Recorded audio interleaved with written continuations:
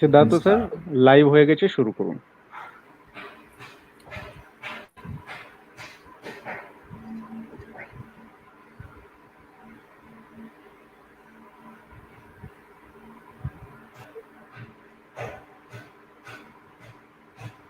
বাবা, দুটো সিদ্ধার্থ মজুমদার হয়ে গেল তো।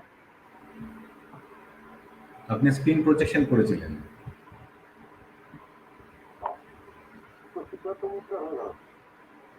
আমি একটা হ্যালো, হ্যাঁ স্টার্ট করুন। হ্যাঁ শোনা যাচ্ছে, শুরু করুন স্যার। ঠিক আছে।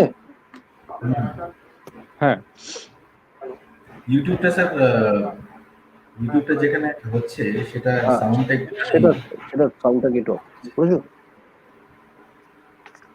হ্যাঁ না, আমি প্রথমে বলবো না, প্রথমে তো শুরু করবেন যেটা শিডিউল আছে, সুমনা ম্যাডাম শুরু করবেন। আমি নিজেকে মিউট রাখছি এখন। আচ্ছা, সৌম্যদীপের সাউন্ডটা টেস্ট হয়ে গেছে তো? Soumyadip, hello hello. হ্যাঁ ঠিক আছে, হ্যাঁ শোনা যাচ্ছে। আমরা সবাই তাহলে মিউট করে নিচ্ছি। আমি সুমনা তাহলে ম্যাডামকে আমি স্ক্রিনে নিয়ে আসছি। হ্যাঁ, তাহলে সুমনা ম্যাডাম স্ক্রিনে থাকুন, আমি মিউট করে নিচ্ছি নিজেকে।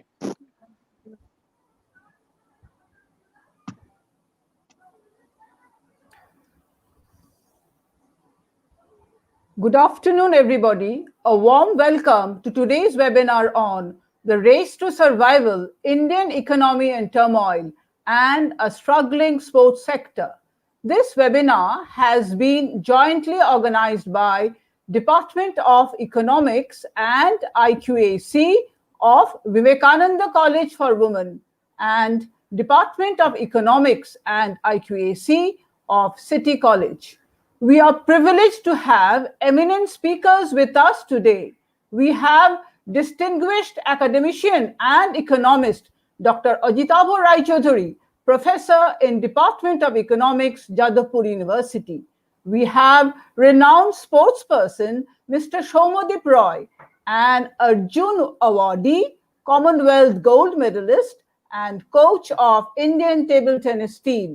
We are honored to have our patron principal, Dr. Shoma Bhattacharya of Vivekananda College for Women, who has always been our motivating force. We are proud to have our patron principal, Dr. Shital Prasad Chattopadhyay of City College. I would also like to welcome all our esteemed participants, academicians, colleagues, and of course our dear students. Thank you all for joining. We have chosen this topic for the current pandemic has opened a double-edged sword before us. On the one hand, there is unprecedented rise in corona infection and fear of death. On the other, we are shaken by various economic crises, loss of job, negative growth, dark shadow of poverty and starvation. Absolute uncertainty regarding recovery has made the problem more puzzling. However, all sectors of the economy are not equally affected.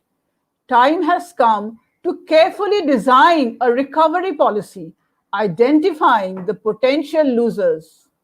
In the race for survival, the ideal situation is that everyone should run, some at a fast rate and some at a bit slower pace. Today, Professor Ajitabo Rai Chaudhuri will focus on the race to survival as seen in the Indian economy. A case study of the devastated sports sector will be depicted by Mr. Shomadip Roy. I'm sure this session will be very interesting. I would now welcome our principal, patron of Vivekananda College for Women, Dr. Shoma Bhattacharya, to deliver her welcome address. After the address, I would request Mr. Siddhartha Majumdar to continue today's session. Thank you all. Madam, Principal Madam. Good afternoon. Good afternoon. First of all, I convey my warm welcome to all the participants of this webinar. respected speakers, principal, City College, members of organizing committee, guests and delegates, and all my dear colleagues and students. It's my pleasure that Economic Department and IQAC of our college, in collaboration with Department of Economics and IQAC of City College, has organized this webinar on a very timely issue. The topic of this webinar is the race to survival, Indian economy in turmoil, and a struggling sports sector. I am thankful to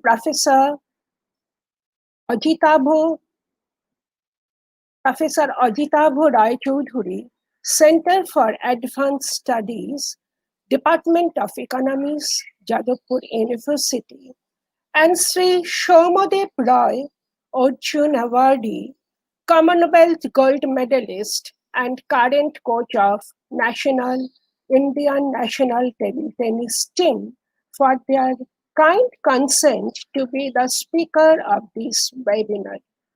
I am also thankful to Dr. Shital Prasad Chattopadhyay, Principal, City College, for his kind collaboration. The world is passing through a very hard time since the outbreak of COVID-19 in November 2019. This pandemic stepped in India in 30th January 2020, when a single case of corona was identified in Kerala. On 24th March 2020, Government of India declared a nationwide lockdown for 21 days, limiting movement of the entire 1.3 billion people of India as a preventive measure against the COVID-19 pandemic in India. The lockdown was placed when the number of confirmed COVID cases was approximately 500. Phase by phase, this lockdown was extended up to 31st May, and then unlocking process is going on step by step with a number of regulations. The situation has not normalized yet. This lockdown, unlocking process, and the imposed regulations may have impact on the spread of the pandemic, but it has certainly affected every aspect of our life, most importantly, the economy. India's growth rate in the fourth quarter of the fiscal year 2020 gone down to 3.1%, and for the entire year 1920, it was 4.2%, compared to 6.1% in 1819 and 6.6% in 1718. The chief economic advisor to the government of India said that this drop is mainly due to the coronavirus pandemic effect on the Indian economy. India's GDP estimate for 2021 has been downgraded even more to negative figures, signaling a deep recession. In April, the former Reserve Bank of India chief Raghuram Rajana said that the coronavirus pandemic in India may just be the greatest emergency since independence. During the lockdown, as estimated, 14 crore people lost employment, while salaries were cut down for many others. More than 45% households across the nation have reported an economic drop as compared to the previous years. Each and every aspect of economy, like import-export, fuel consumption, agriculture, manufacturing, stock market all shows a downward trend. But it appears that agricultural sector has emerged relatively unharmed. Analysis by Credit Rating Information Services of India Limited found that in fiscal year 2021, the agricultural sector could grow by 2.5%. The agricultural sector's output comprises production from crops, livestock, forestry, and fishing. Each subgroup was impacted differently by the coronavirus outbreak, and overall,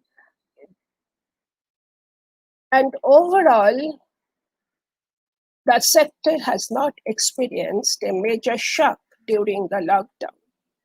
One interesting effect of COVID-19 is work from home and the adoption of new digital technologies across sectors. Sanjay Gupta, country manager and vice president of Google India, said that while fear of the virus gripped the nation, the internet helped in keeping quarantined consumers positively engaged. He also mentioned that India will become a digital economy. After the initial hiccup of 6 to 9 months, consumers will adopt digital technology, resulting in a massive shift. We are optimistic about India as an opportunity. This economic recession, like other sectors, has also influenced the sports sector. All these will be discussed in detail in our webinar today by the respected and eminent speakers, for which we are eagerly waiting. I wish the webinar a grand success. Thank you all.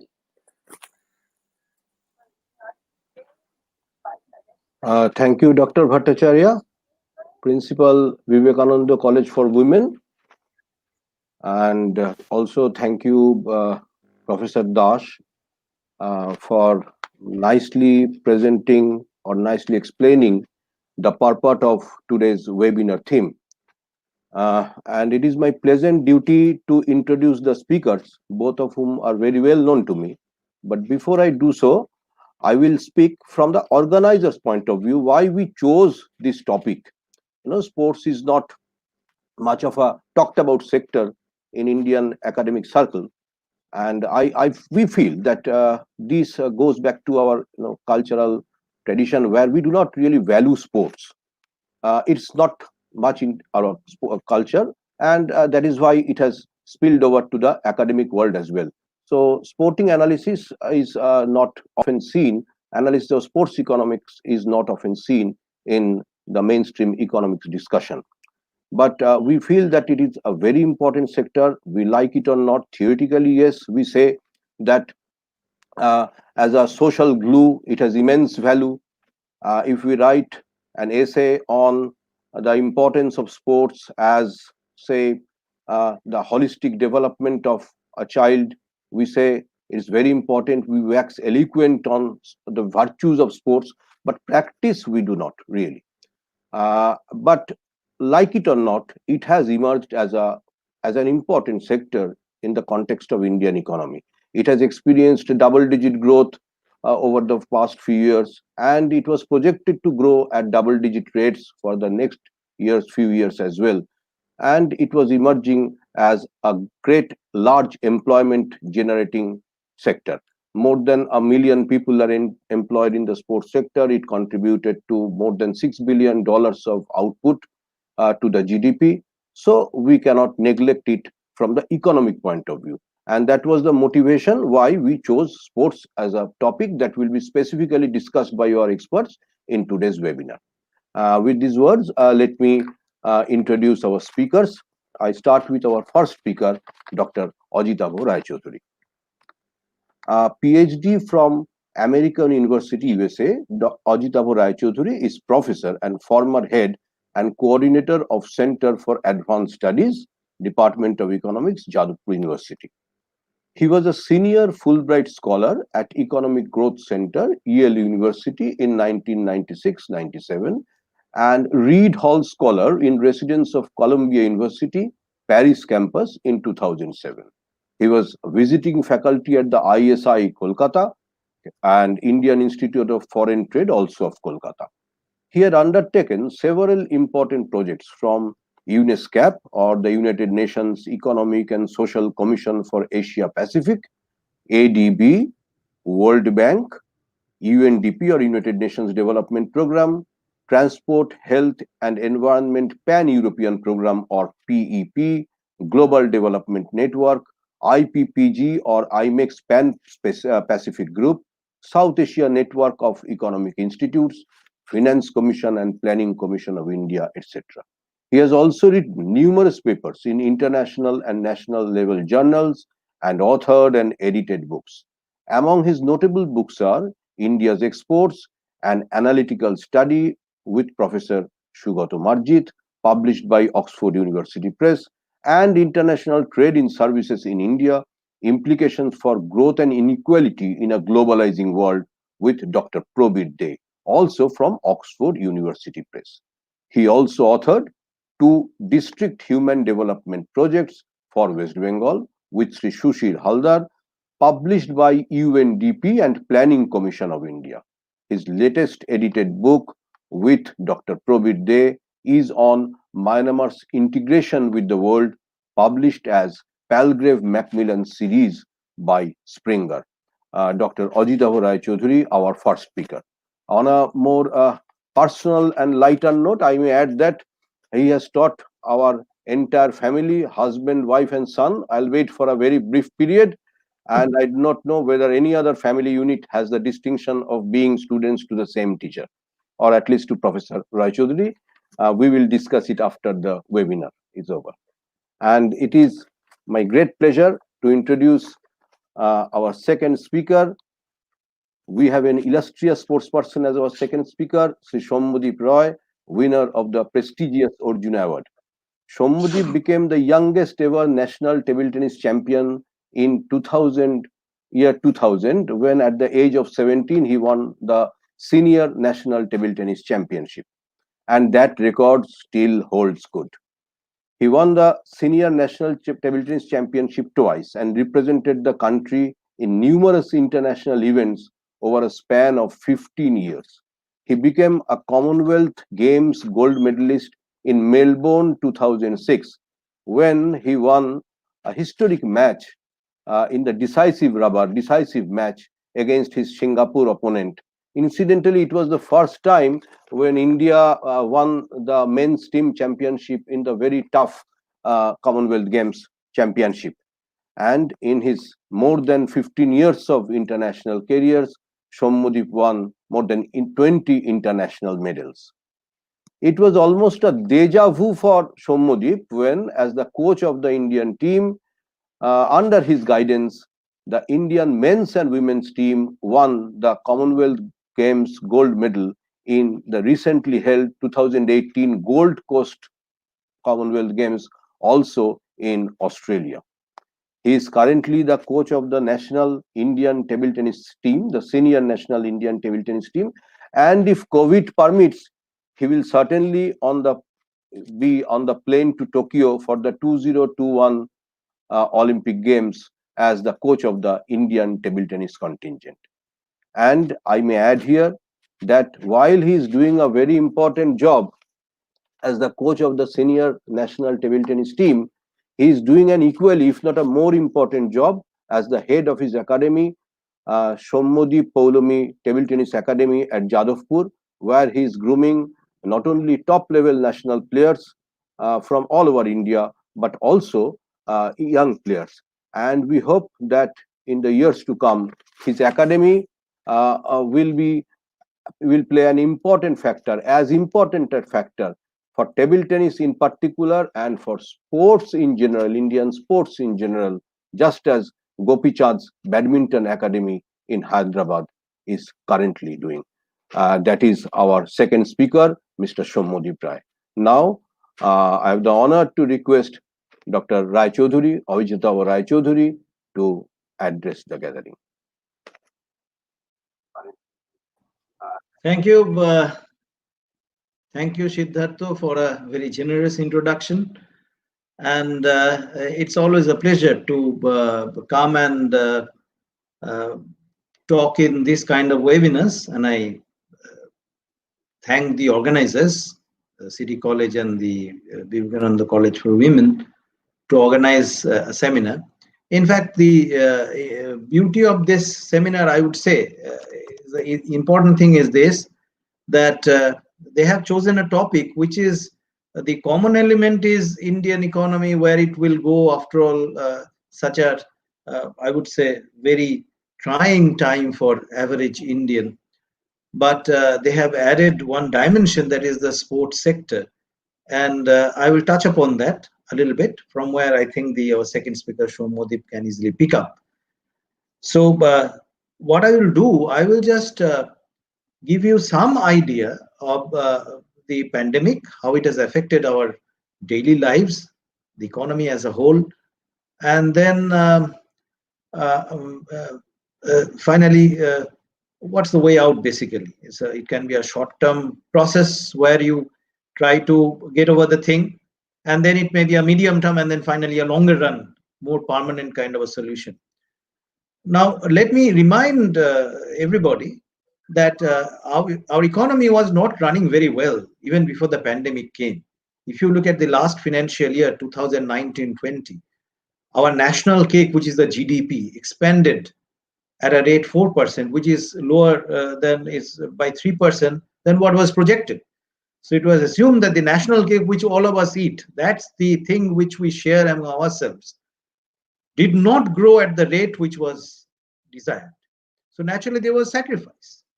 And all of us know that in a society where there is inequality of income, unequal distribution of wealth and income, then some people suffer a lot more than others. So they were already suffering last year when the economy did not grow at the desirable rate. And so naturally when COVID came, it just added to the worries, to the misery of the common people. In fact, those who are the lower down the strata of income and wealth, they obviously suffer more, as all of us know that in a unequally distributed income and wealth economy, this is the natural outcome which happens. So already we were having trouble. The general people, citizens of India, or residents of India, who were lower down in the run, already were suffering to a large extent due to the slowdown of the economy last year. And then came the COVID. So the whole thing became, if you look at it from a very neutral point of view, the common man was already hit last year and they don't know where to go. There were lockdowns, there were complete downing of shutters, there were kind of what you can say stationary state all over. Nothing was moving. And all of us have seen those telling woes of the migrant labor. That came up very strongly. But those who are not migrant, they stayed back within the state. They also suffered. It's not only the migrant labor, but labor as a whole. Which kind of labor? Daily labor, who earn their living if they work that day. If they don't work, they don't earn. And we know that almost 80% of our labor force are unorganized labor force, in the sense that they don't have any social security, they don't have legal papers, so to say. And as a result, whenever there is a blow to the economy, they are the first one who were hit.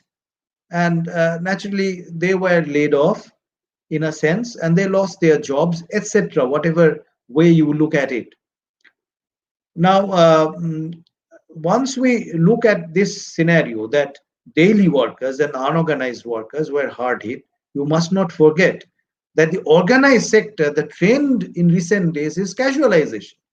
permanent, cozy jobs are there for the government sector, some of the large industrial sectors, but for in general, the large or small, medium industry, whichever industry, manufacturing, so even services, if you look at it, casual labor, they were employed maybe on daily basis, on maybe a time rate basis, that this is a project you work there and then there is no guarantee that you will be retained. So overall, there is uncertainty in this world. The uncertainty just simply went up by leaps and bounds when the COVID came.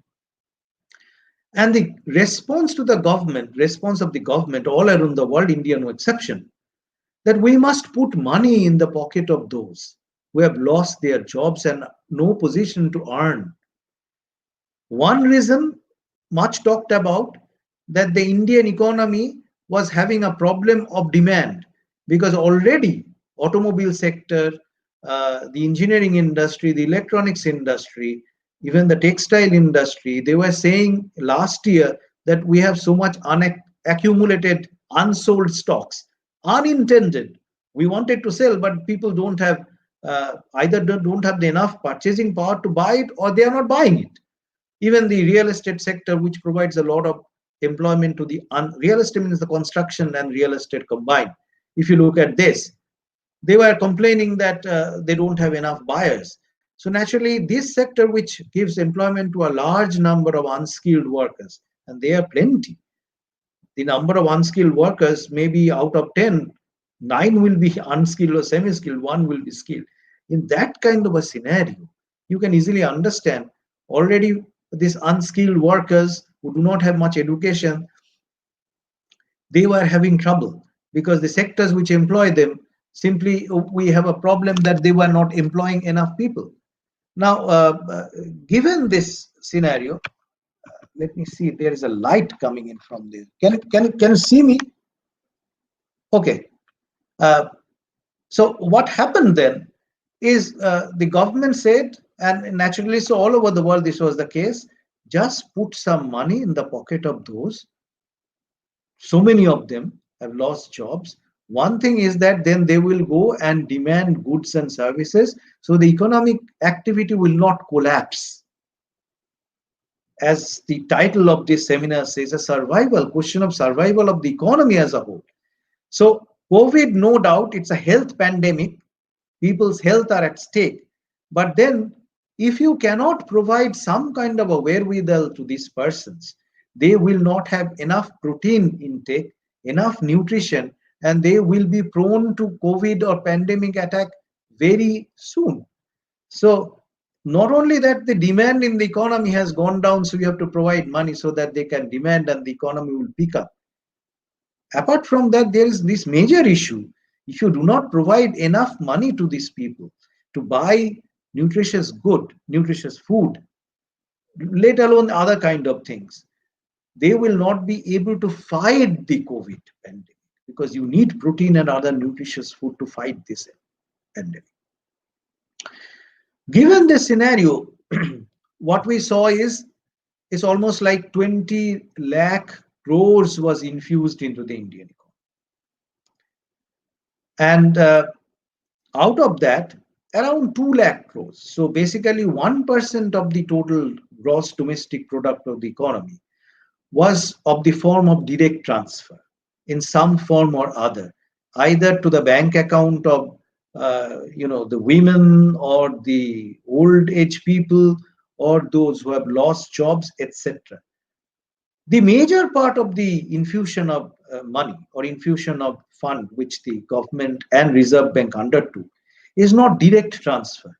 It's kind of a thing that, well, we will put in a lot of money in the hands of banks, non-bank financial companies, and then the government will stand guarantor that if you want to come and borrow money, industry, manufacturing and other places, other enterprises, then you can borrow it. The banks need not bother, because after all, the government of India will stand guarantor. Now we are seeing that there is this center state tussle now, that they are trying to put the things on the shoulder of the states, and naturally there will be a tussle.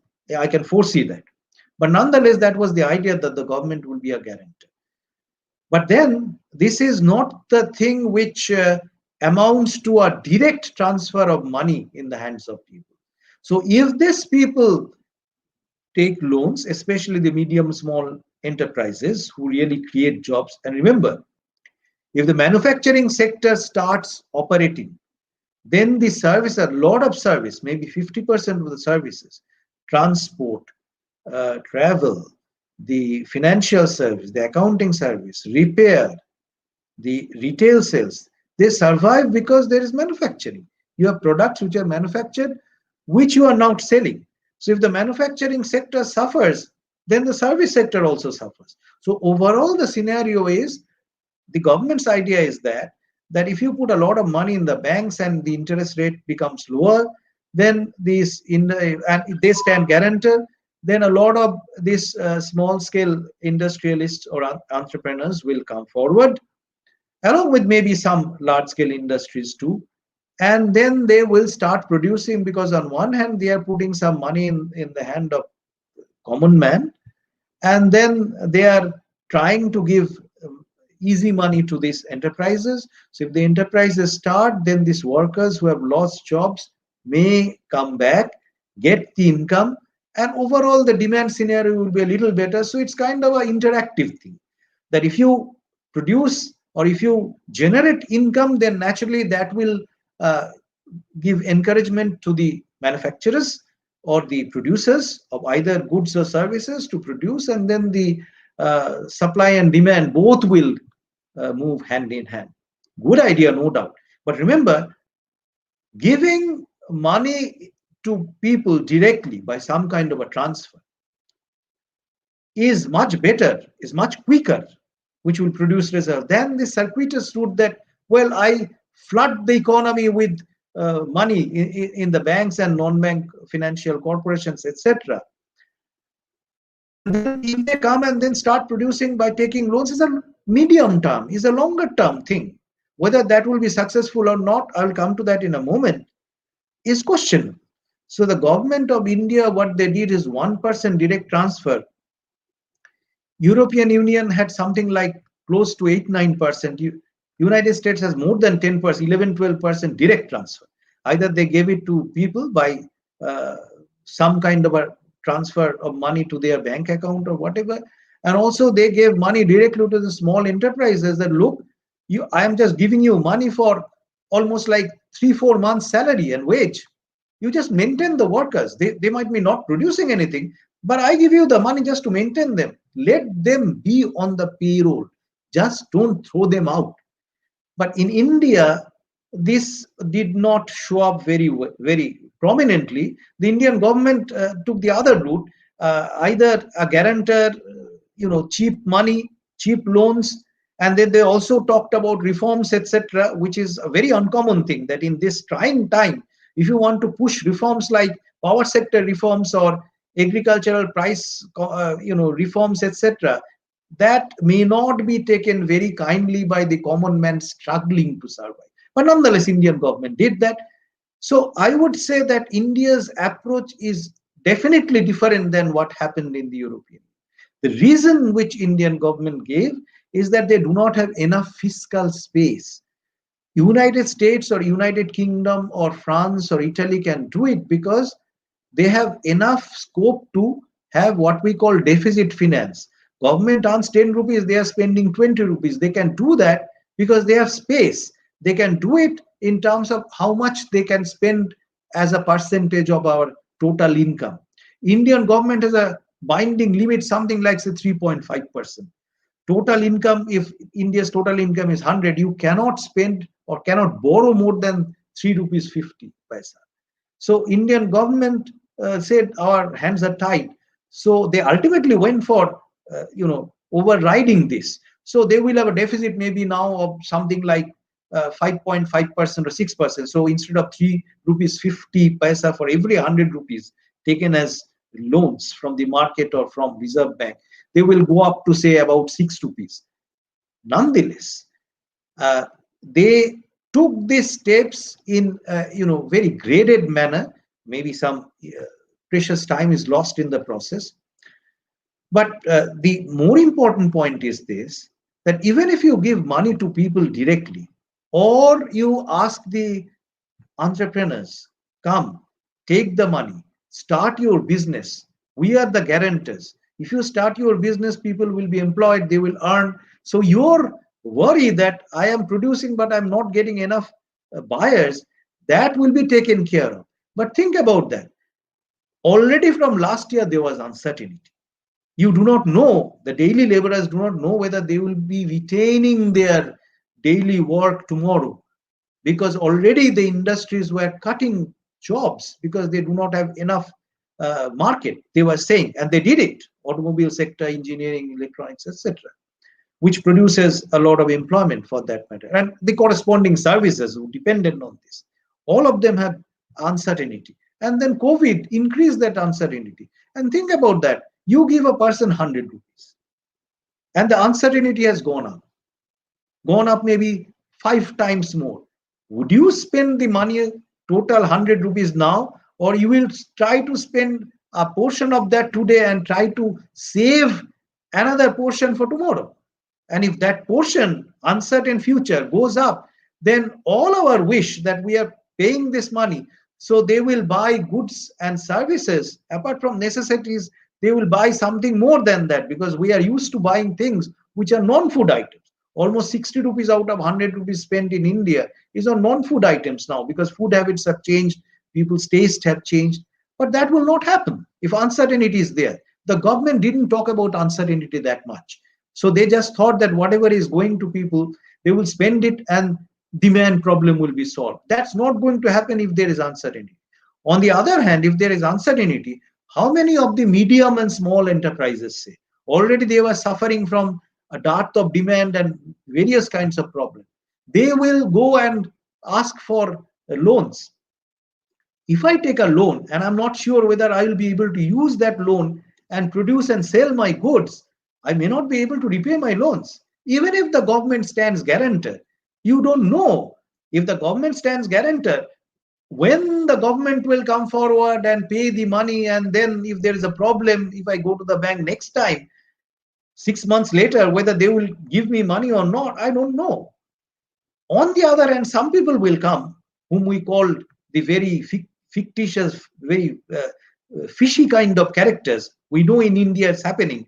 They grab the money and simply vanish. In fact, they are very rich and large lenders, large borrowers. They just take money and vanish in the blue, either abroad or whatever. That's a big problem in a society which is full of unequal income, some wealthy and plenty of low income or medium income people. These large or high income people have enormous clout. Whenever the money comes, they just grab it and vanish. But those who are really in need of money, in uncertain world, they might not come forward. So what the government is assuming, that the production will pick up, both in manufacturing and along with the hand, along with manufacturing, the services which depend on this manufacturing, they will also pick up, may not pick up that fast. So the situation was rather grim in this uncertain world. So all these policies, the government didn't have any other way, I would say. This is a time-tested strategy which long time back John Maynard Keynes suggested in 1929, when the whole world was sort of ravaged by the Great Depression. It's a major problem at that time. And that was the policy: give money to people even if they don't work, just put money, let them demand. But we have another dimension which is added. That was not there in 29. Maybe part of the population was suffering from malnutrition or something. But overall, this uncertain pandemic which has come to the world, and nobody knows when the pandemic will end. Nobody knows the cure of this pandemic. This uncertainty is unheard of. So what started as a global health contagion, it spilled into an economic contagion, economic crisis. So there is this added dimension which the world hasn't seen earlier. So it's a lot more difficult to tackle things. And so this is the scenario in which we are in. Short term, no doubt, what the government has done. The government is always constrained by this idea that if we, go for a large amount of borrowing, we will be downgraded by all these international credit rating agencies and IMF, etc. So that next time when we ask for money or foreign investors, I mean, we survive on foreign investment to a large extent nowadays in some of the very important sectors. They might not come because they go by global rating. And the global rating agencies is a black box how they do this rating. But nonetheless, if you borrow a whole, the government borrows a whole lot more, surely they will downgrade us. And that's not the problem of European countries and USA. What they could do, we cannot. So the government has a point that if we try to do too much, then obviously the credit rating agencies might breathe over our shoulders. No point. But there comes the real strength of a government. We are a large economy, a big economy. In that sense, we have a large market in that sense. Our government must be strong enough to face the credit rating agencies and the international organizations that look, when people are in dire stress, uncertainty, and they need food, good protein and nutrition, and a steady income earning source, you should not really constrain and chain our government. That look, you cannot spend more than this, as you cannot borrow, you cannot spend that, you cannot do it. And the government has to stand very strong in that. And that's what diplomacy is. That's what humanitarianism is. And I hope the Indian government will be able to face it with a very strong mind and strong face. Anyway, these short-term measures are fine. As you know, the agricultural sector was the first sector which was left out of lockdown. Within 15-20 days, they allowed the agricultural sector to operate. And many of these workers who have no jobs now, they are surviving on 100 days work. And the statistics says that the 100 days work, the demand went up by leaps and bounds, and now they are coming down. So some people are going back to work, etc. But the statistics, I don't know, will come clearly sometime later. It's very early to say that things are showing a very rosy sign. But nonetheless, the agricultural sector provided the wherewithal, the short-term solution, and the government puts in money in the hand of really vulnerable section, and the government did that. And how many they could do in terms of bank transfer, I don't know, because as you know, many people do not have bank account, although the government is very eager that they should have. And I guess it's always good to have bank account, but let's assume that most of them have got it.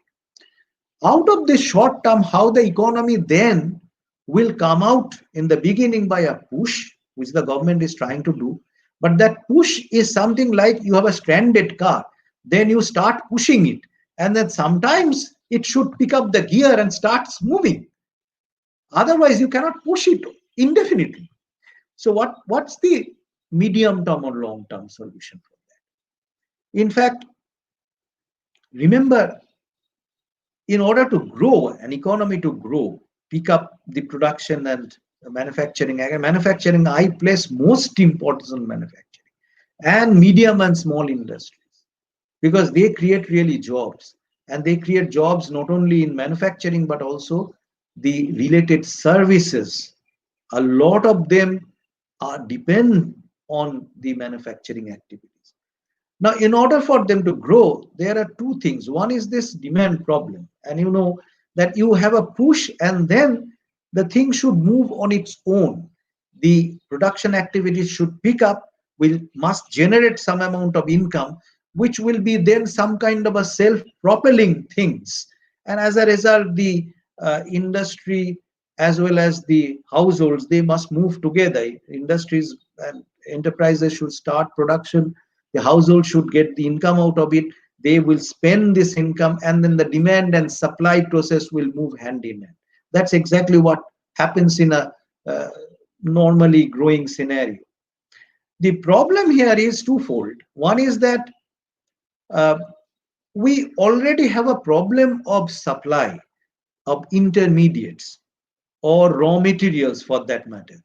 The problem is some of this we have already seen that some of the raw materials were not coming because China, which controls maybe now 23-4% of the total supply chain, major manufacturers have base in China, where from either they source their raw materials, intermediate goods, parts, components, or they assemble things in China and then they export.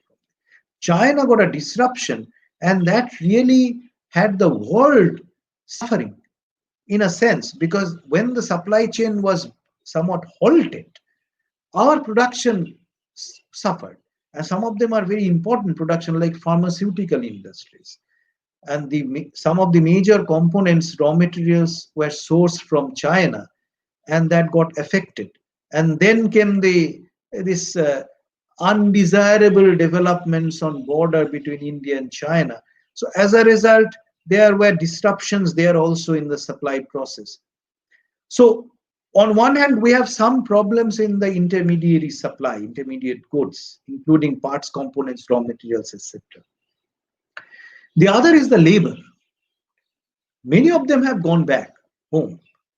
Are they feeling secure enough? Because remember, they are the unorganized, most cases, daily labor. They don't have really a backing of either in normal circumstances. They don't have social security. They usually don't have that much of backing of government welfare schemes. Although the government has announced number of welfare schemes, many of them could not afford them. And then given all these things, these problems which we find, the workers may not go back to work. So, labor is a very important component, especially for labor-intensive goods, many of these services, and manufacturing without a service is something like you have a car without the wheels. Because unless you have the logistic, the transport, the finance, accounting, the maintenance, the sales, etc., services, manufactured goods will not leave the factories. They will not go anywhere. They will not reach the customers. So after all, what happened that if these workers do not feel safe enough to go back to the origin where they sort of ran away really in this pandemic scenario, whether they will go back or not, we don't know. This story says, given this uncertain world, it's almost like walking between Scylla and Charybdis. Two dangers. If you stay back home, you do not have work. So you might have problems anyway. And if you go back to job, if the pandemic had a second surge or something, you don't know what to go. So for these hapless people, it's a Hobson's choice, whether you will stay back or go. Some people are going back because, after all, people value some amount of income to be very important. Because remember, people earn income not only to eat rice and dal, they need to maintain their family. They have kids in their family who are going to schools. They have health needs, and they have some requirements, non-food requirements. So income is needed. Even if the government gives you, this is part of the transfer also, free rice, 5 kg rice per head, and say 1 kg dal. That does not satisfy all your needs. You need income to spend on various things. So people are going back to their jobs, to their worker, disregarding all the uncertainties. Now the point is, we must have a strategy where these, the productive activities will somewhat be steadied, should continue in a longer run without much trouble. And then people should have some form of income, which is also, it's not a one-time, one-shot things that today you got it and then again you will come back or you will be left in the lurch. So what happens is, two things I would say is very important. Right now, the government, doesn't matter what is your borrowing need, they must spend heavy amount on building infrastructure. One type of infrastructure we are all talking about, social infrastructure, public health institutes. Public health, very important. Now people have realized where we are in dire need of public health. Even United States and Europe is now feeling the pinch that ignoring public health, what is the problem? And we have the other need of education. Given the scenario which we are having, online, non-online, blended, so many large number of people, students who are in primary and elementary education, where they will go, especially those who are in the from the very low income families. So you have to hugely invest in social infrastructure and also in physical infrastructure. Why? Because remember, if you invest in this infrastructure activities, immediately goods will not be produced. Immediately you will not see a bridge is built, a road is built, a power plant is built, a hospital is built. It will take time. But meantime, people get some steady jobs. And many of them will be unskilled. Remember, only 75% of our school or college going population who could go to college, and they are not going for many reasons. 75% has not got an education above class 8. Below class 8, there are so many. And they are graded. Some of them have got class 4, some of them 6, up to 8, 75%. These job seekers must get at least some steady daily labor, even if we call daily or casual labor. And the government heavy investment in infrastructure is needed. And there, if the government wants to have a PPP model, private-public partnership, so be it. After all, private sector is earning 80% of our GDP, so they must have a responsibility in times of crisis to bear some ownership of this infrastructure activities. The other thing is, if manufacturing holds the key, allow the medium and small scale industries who holds the key, because they also generate services. And nowadays they are linked to large industry through what we call value chain. Nobody produces a whole TV set. A TV set is produced by assembling parts and components which are produced by so many small enterprises. Electronics goods, engineering goods, automobile, even textile, subcontract.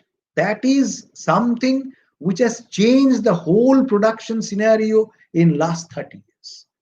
And unfortunately, our medium and small industries are least connected with this global value chain. All the major industries of the world have come to Southeast Asia and China. Why? Because they have embraced them. And the small and medium industries are linked to this big global players who control the fast moving consumer goods and durable consumer goods market. And people are buying this because, as I say, 60% of our spending are non-food items. And these are controlled by all these large players. And these large players do not produce everything under one roof.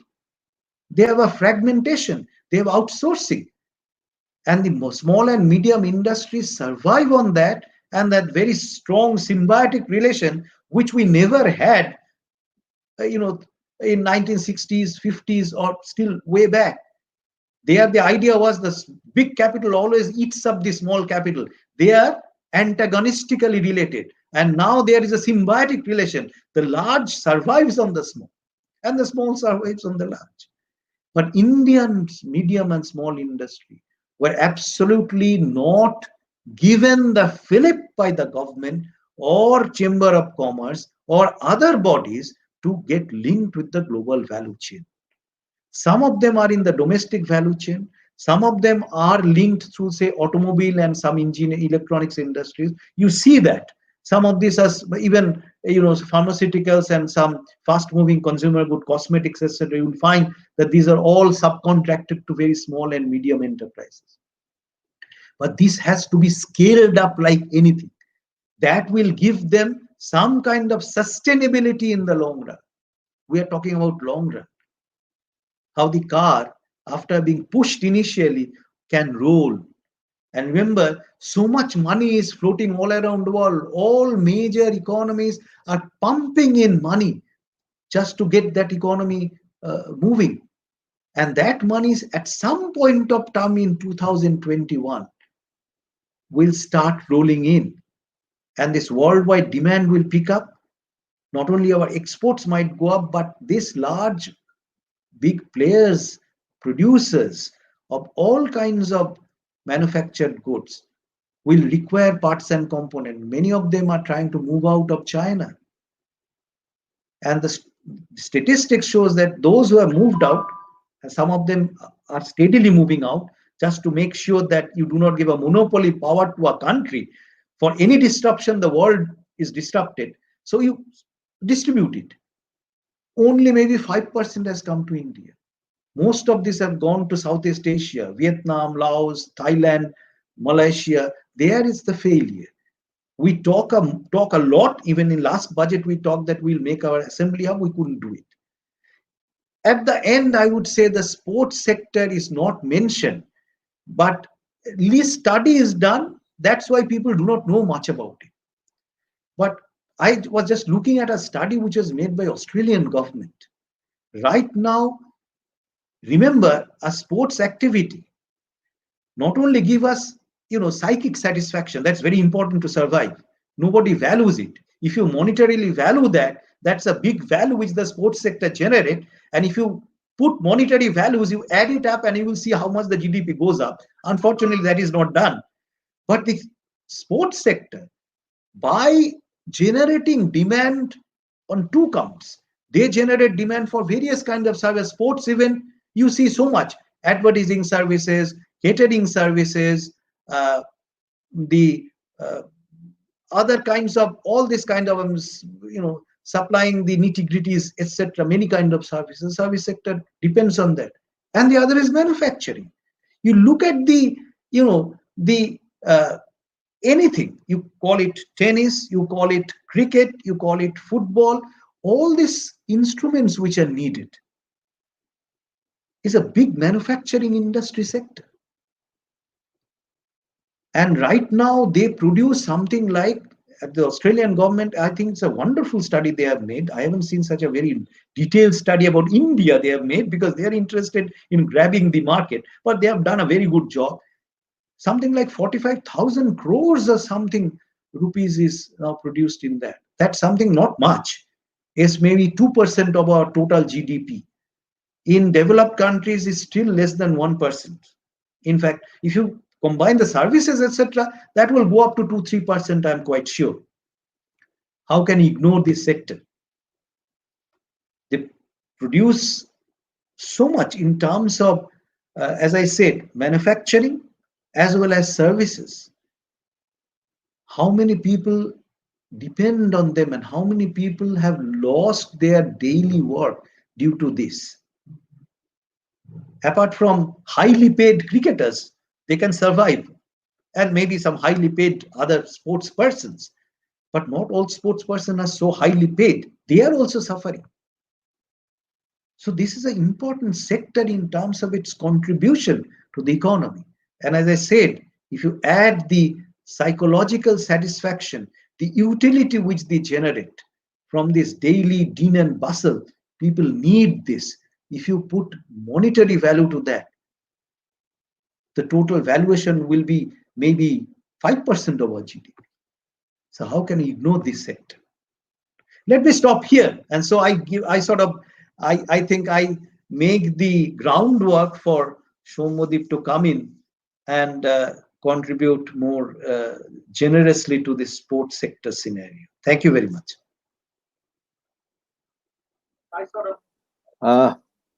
Thank you, Professor Raichaudhuri, for a most lucid, analytical, and profound discussion, I should say. I experienced something like sitting in your classroom for 35-40 minutes. It was very illuminating. Now I have an announcement to make. In fact, more than one. our principal sir couldn't join in person because of some connectivity problem, but he has sent his good wishes and his thoughts on the webinar topic. And I will request members of the technical team to play his recorded message.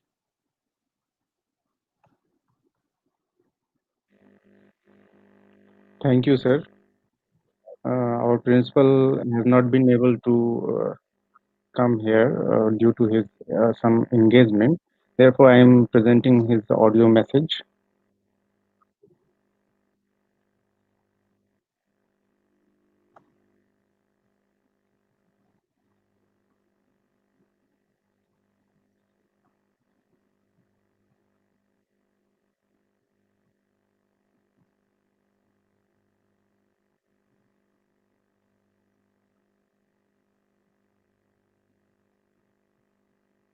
A very good afternoon and warm welcome to everyone in this one-day online webinar on the race to survival, Indian economy in turmoil, and the struggling sports sector, organized jointly by Department of Economics and IQAC, City College, Kolkata, and Department of Economics and IQAC, Vivekananda College for Women, Borisa, Kolkata. It is a great honor and privilege for me to patronize this socially and scholastically enriched afternoon on behalf of City College, Kolkata. My heartiest welcome to Dr. Soma Bhattacharya, Principal, Vivekananda College for Women, all my fellow colleagues, my beloved students, organizers from both colleges, and all the participants of this online seminar in the present critical situation due to COVID-19 outbreak, for which the whole world, including our country, is in turmoil. There is unrest and the people are filled with anxiety. To flatten the curve of the infection, countries across the world impose lockdowns, which confines millions of citizens to their homes, shuts down business, seizes almost all economic activities. All result the global economy to shrink by over 3% in 2020. The global economic fall could change the entire sports industry in ways thought unthinkable till now. The economic structure of international cricket is likely to change, and lower ranked nations will face a crunch in fund. Sports like hockey stare at an uncertain future. With the stoppage in sporting events, it is likely that most sporting bodies will face financial hits, and the sports might find it's harder to return to normal.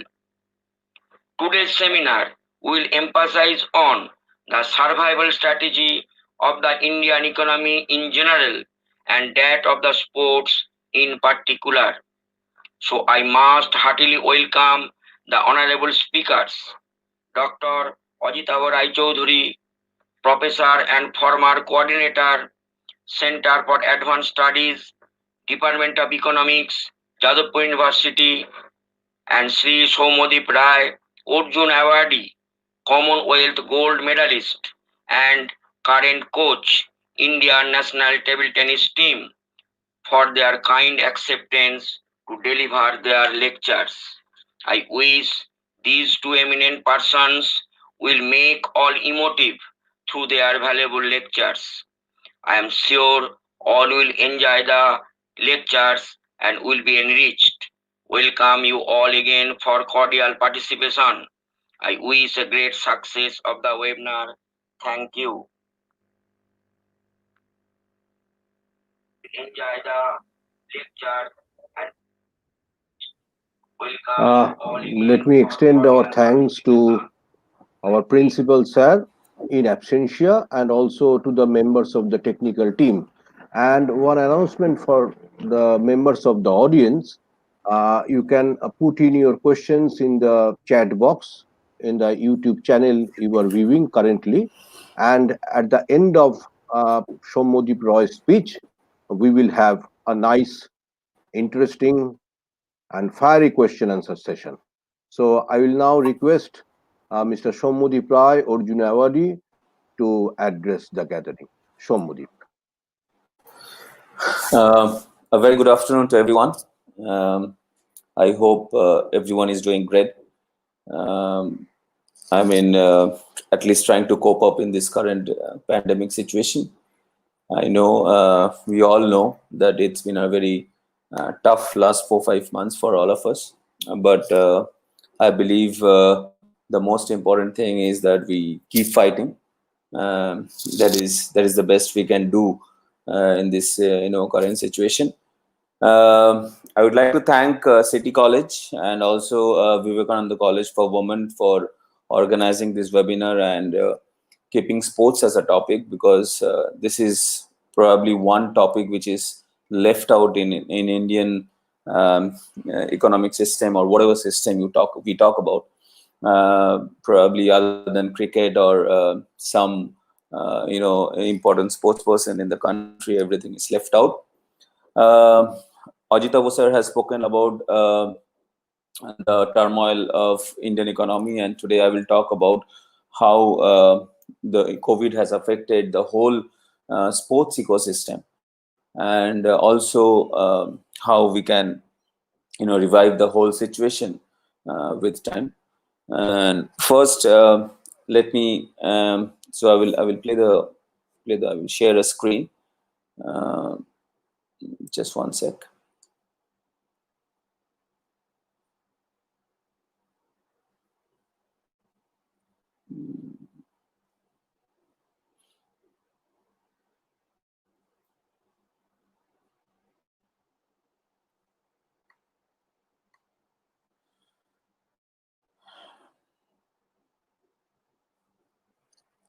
Yeah, is it visible? No. Yes, it is visible.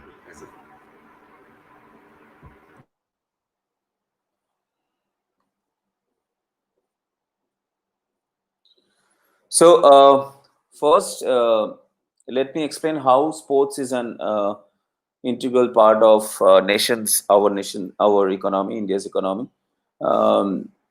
So, Sir, open your PPT, sir. yeah. Is it visible? It's not visible to me. Now, is it not? It's We are not just visible to me seeing at the least, folder. Sommodip. Oh, yes, yes. Perhaps the technical team is working on it. Is it visible? Your screen was visible, but you were not probably playing the PPT. Actually, you should open it. Open it Hello? first and then share screen. Just try it once You again. should First open it. open Just try it PPT, once sir. again. First open your PPT, then share it from window. Then share the screen. First, open your PPT. Okay.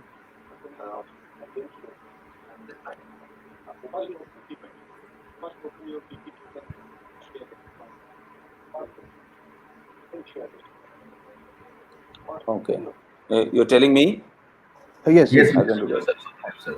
First open your PPT, then share. It will not open after you Okay. share your screen. You should open Okay. it before and then share your screen. Shomodip has to open the PPT first, because unless he opens, nobody can see. Right. So Shomodip has to open the PPT. Yeah, I think now it's visible. Is it?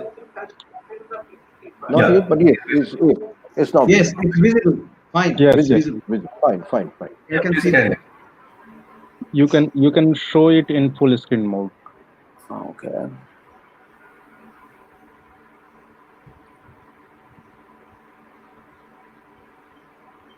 Yeah, please carry on, sir.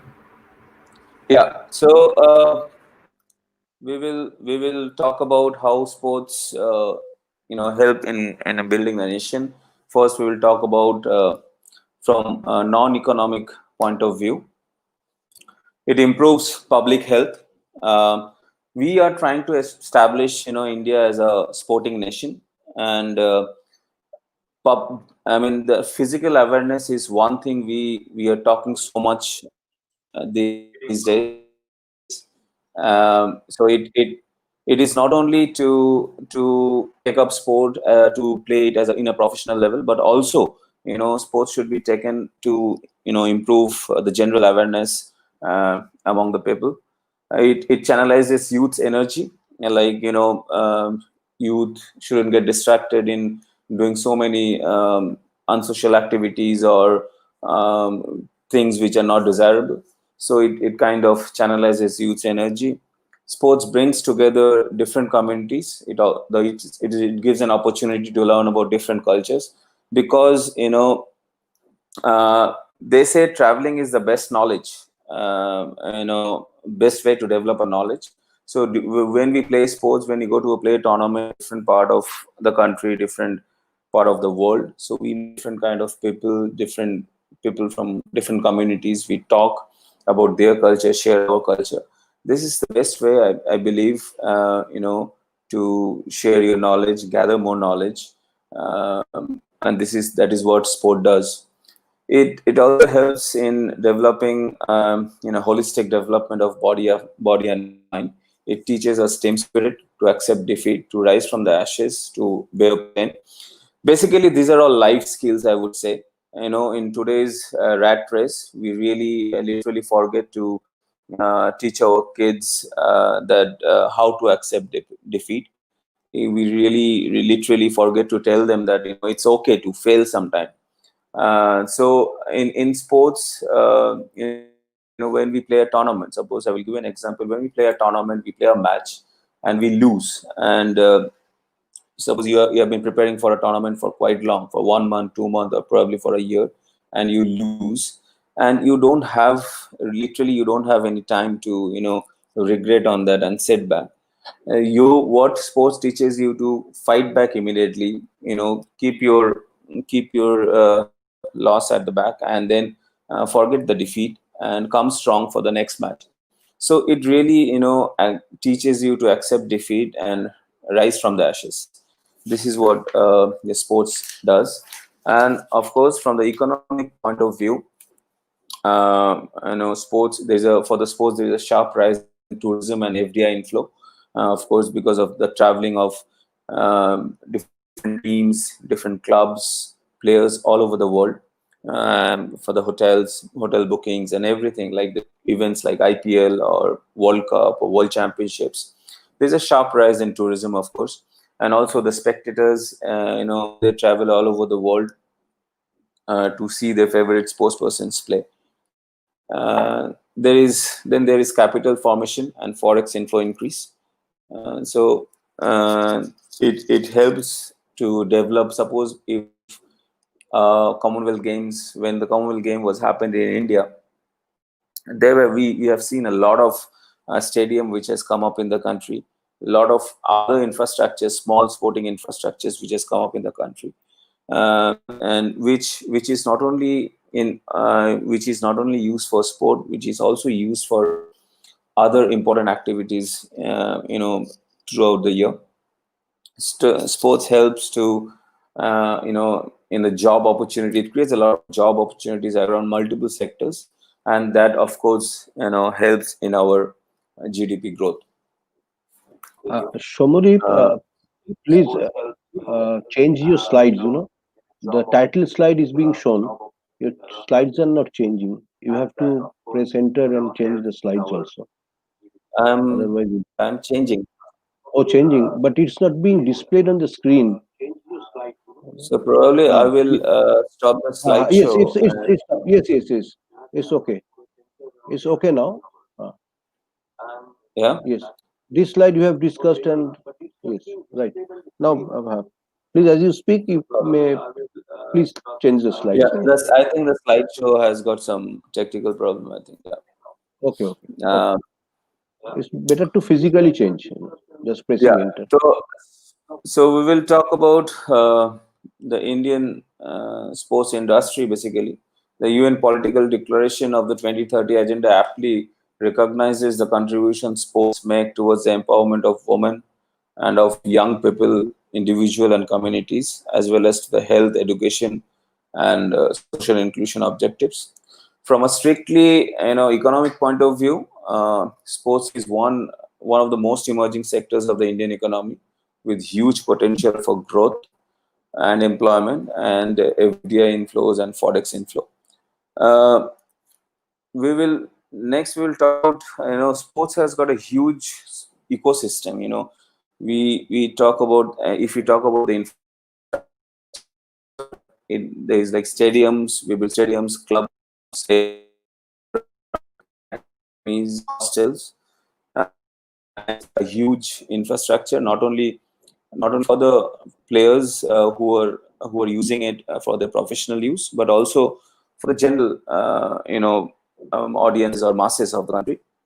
It's also then the other sector is the manufacturing and the retailing unit, and there is there is sports equipments, then fitness and health equipments, sports apparels, that comes under manufacturing and retailing unit. Then there is services. In the services, there is sports medicines, nutrition, media, event management, communication, and advertising. And then, of course, as we talked before, there is sports tourism, and there is, of course, a lot of importance given to a lot of sports medicine equipments which has come up, in collaboration with the latest technology. So, and also the law, and there is also benefits. Basically, in India, it's very difficult to really estimate the direct and benefits of the sports sector. Like the many big sectors like the construction or tourism or health, which are very large sectors on their own, are really boosted by the sports industry. There is very little systematic study in India to really accurately measure the impact of sports on them. Also, there is also informal, not of revenue always, but in respect of employment and social impact. So if we talk about the employment sector, like there are coaches, trainers working in local clubs or local gyms, small scale sports equipment manufacturing companies, like also like the caretakers or suppose the cleaning staff. So these there are a lot of employment which has been created in the informal sector of sports. And if we really talk about the social impact, of the informal sector, uh, these local clubs and gyms, they create a sporting environment in the local, it creates a huge positive impact, especially for kids, kind of motivates them and helps them to keep fit, keep them aware of their physical awareness. Many of these small clubs, are able to produce big champions and Olympic prospects. And I can give you some example, like if you take the name of Hima Das, who comes from a small village in Assam, and probably a small informal club or something, and from there she has gone on to win the under 21 world championships. I can give you the example in my sport. Suppose Sutirtha Mukherjee, who is currently India's #1 player and also Olympic prospect. She has been training in a small informal kind of sector in Jadavpur, and also in Noyhati, which is a small town in suburban Kolkata in West Bengal. So probably these small sectors, they small informal sectors, they create a lot of employment, and they create a lot of social impact. So we will let me talk about some statistics. This is from the economic point of view. If we talk about the sports, goods, and manufacturing and retailing, an estimated value of $3.6 billion, which happened in the year 2017, and it was really projected to reach around $6 billion by 2024, growing at a rate of 9% during 2019 to 2024, out of which exports are of the order of $0.23 billion in 2017. If we talk about global value of it, approximately $310 billion. That is, India almost accounts for about 1% of the global value, and about 5 lakh people in India is related to the employment in the sports sector. So in per capita terms, we are very poorly in respect of manufacturing and retail value, but clearly it is a very labor intensive sector, especially in India. And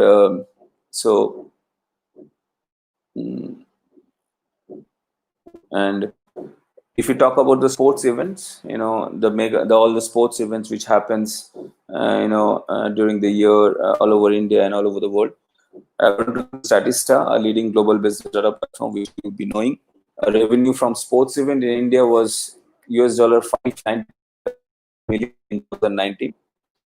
And about the sports infrastructure, the national infrastructure pipeline captures the vision for the period financial year 2020-25. Envisaged an investment of $1 billion for the period financial 2025. Global value for 2017 was above $100 billion. So we can imagine the impact the sports create on the economy. If you talk about sports tourism, of course, sports tourism is one of the fastest going sector in tourism. Just one sec.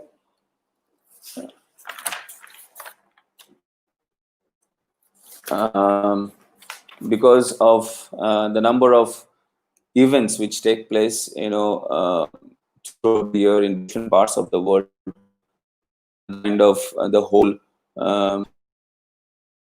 of the trainers, the spectators, the whole unit which travels with the team into multiple sports, that creates a around the world. It was projected to go around to 36 in 2019 to 24. 6 trillion. In India too, it is not sector with like IPL or we have seen mega events like Junior Football World Cup, Hockey World Cup. So sports industry also high job multiplier. According to EU survey, for every one job created at the sports industry, there are 2.23 other jobs created somewhere else. And this is a very interesting factor. I mean, how sports can create multiple jobs in different. Gross value added of the Indian sports sector, except tourism, informal sector, and many other indirect trade values, was roughly around $6 billion in 2017, and which is almost 1% of the global value. So we will talk a little bit about the large, which the informal sector we were talking about. So we'll talk about the informal sector. How in India, the informal sector accounts for around 90% of all employment across the economy. So though contribution to GDP is much less, for the sports sector, it's the same story, I believe, but no real estimate has been done. It consists of countless local clubs or running academies or gyms, private coaches, local manufacturers. So if I can give the example of my sports, that is table tennis, there are number of local clubs, not only in my state, West Bengal, but all over India. And most of the top players at some point, most of the top players of our country has at some point has trained there, and from there they have gone on to win the medals for the country. And these sectors are so badly hit. This sector is one of the most badly hit sector. because there are no training which is going on right now. So there are no fees which can be paid to the assistant coaches or the other support staff which are working for the academy. And so this is one of the badly hit sector. So let's see how really has affected the sports sector. We said earlier that the value added of the sports event was around year 2017. Statista ground now, even in the current situation we are in, that also seems important. So because there are no sports events anywhere, no sports tourism revenue, both domestic and foreign tourist is zero. Most of this 500,000 workers who are working around the sports are for manufacture wholly or partially jobless. Gyms, clubs, pools, physiotherapy centers, playgrounds, coaching centers, all are closed, as we all know, leading to partial or total unemployment of the attached employees. So this basically it's the same story, I believe. Basically, when there is no training happening and no happening, and when even the parents, they're reluctant, even with some guidelines of the government, in some non-contact sports, we are allowed to open the training, but even the parents are reluctant, of course, to send their kids. Basically, there is no training happening, so there are no fees, no revenue generation. So it is difficult to pay to these coaches and support staff, and whose livelihood is totally dependent on these. Their bread and butter is this income, so dependent on that. So they are even some of the sponsors they have stopped funding these small clubs because they are also in crisis and they are also in huge job cut. So this is the current situation, and of course COVID has affected all the sectors, but of course sports is one sector which is very badly hit. Kind of like the manufacturing activities are completely stopped. As Ajit sir was saying, the manufacturing unit is one unit. If that doesn't happen, every other sector gets affected. So I can give an example of one of the manufacturers of my sport, that is Stag, and they have been for the last 4 or 5 months there have been no manufacturing, of course, and then they have I have seen Stag started manufacturing the mask and sanitizers. So this is the scenario, of course. So they're also not able to provide salaries to their staff and their whole employees. Services like event management, sponsorship, everything is taking a bad hit, and completely stop these all only media is working little bit from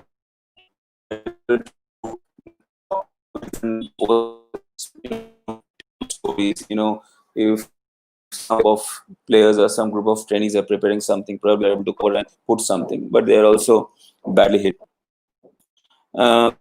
So event management, if I talk about event management, like as we see, only IPL is happening, that too in a different venue in Dubai. If we talk about our sports, we had this professional league called UTT, which is Ultimate Table Tennis League, which normally happens in June or July every year, which is of course which has got no news till now.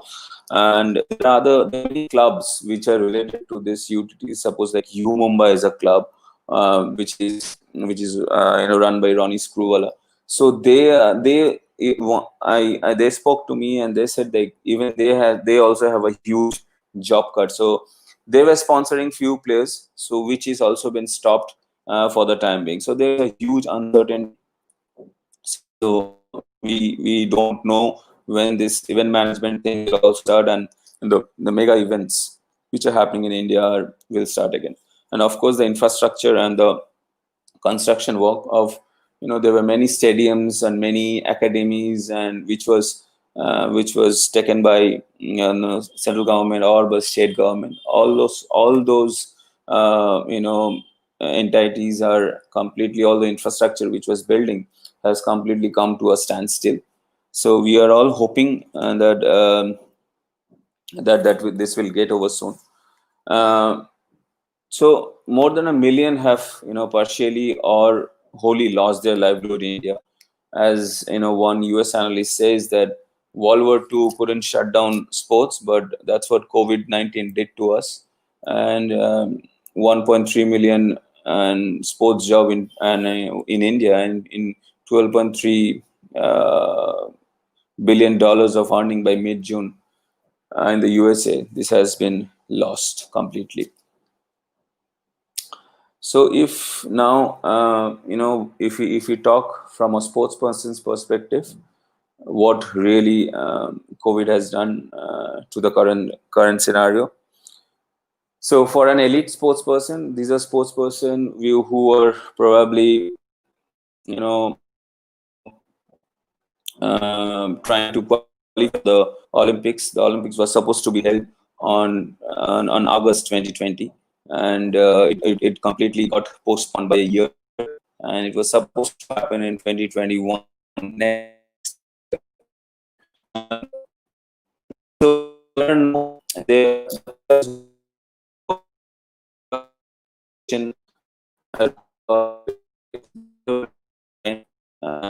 they even they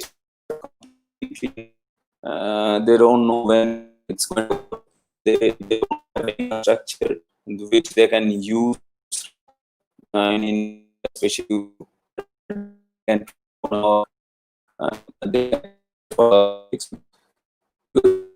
once this suddenly they will announce a day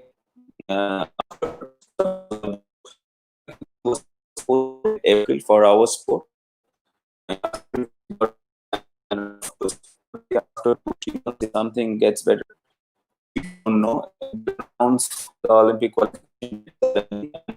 These players in our country will not have enough time to prepare for the Olympic qualification, because the international competitors in countries like Germany or Denmark or Portugal, where they have found a solution where things are much better. They have already started training, and they have found a solution how they can train, probably with a better infrastructure or better sports ecosystem. They have already started training, and that's where probably our gap with our international competitors is getting longer. And then there is job recruitment, and there is a government policy where there are many jobs in different sectors for the sports person.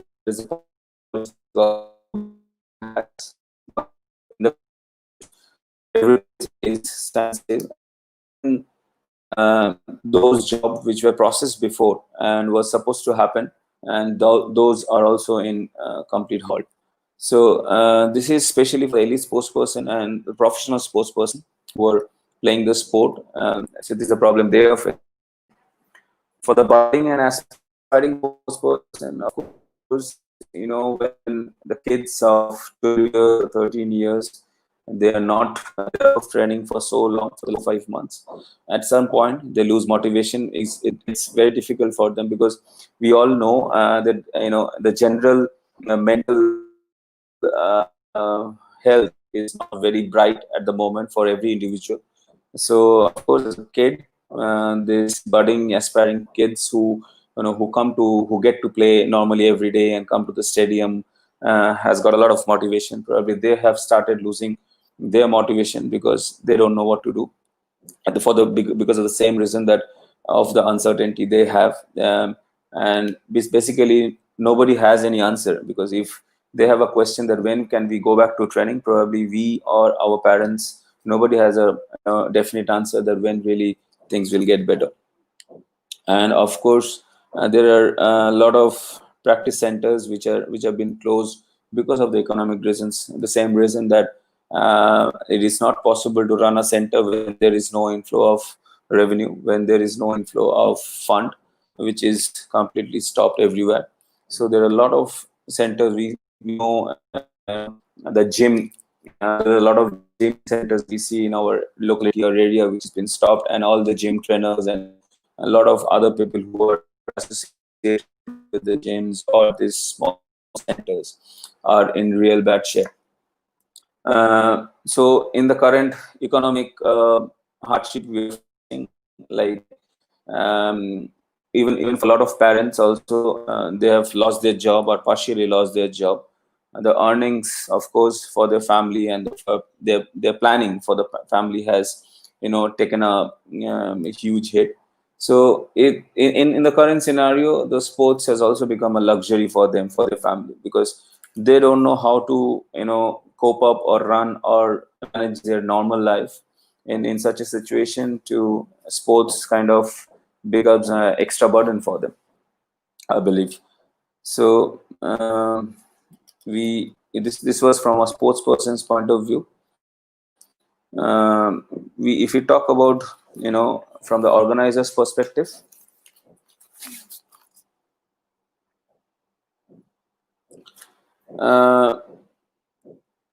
few tournaments have been played in the not in India, in outside globally. There were few tournaments which are happening in non-sport, in football also, and also in table tennis there were few tournaments, but there were no live spectators.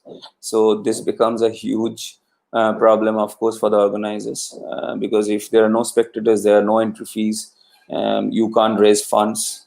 Of course, when there are spectators and there, everything has gone digital. Whatever way they are doing, there everything has gone digital. So there is a reduced sponsorship and inflow of funds.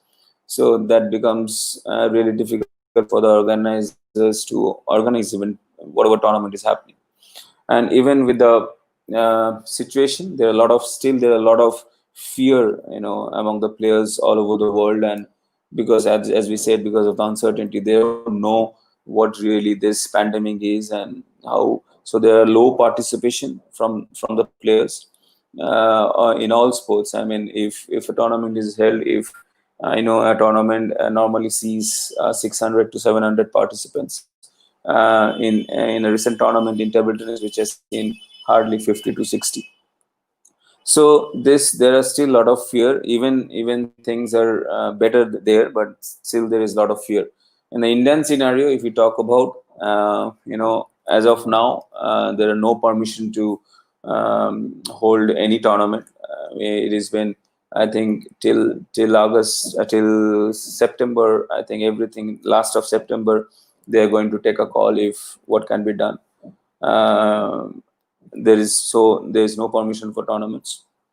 Of course, there are no economic packages which is coming from the government side, and so it's bizarre everywhere, and probably everybody is the all the sporting activities been stopped. So all the sports basically in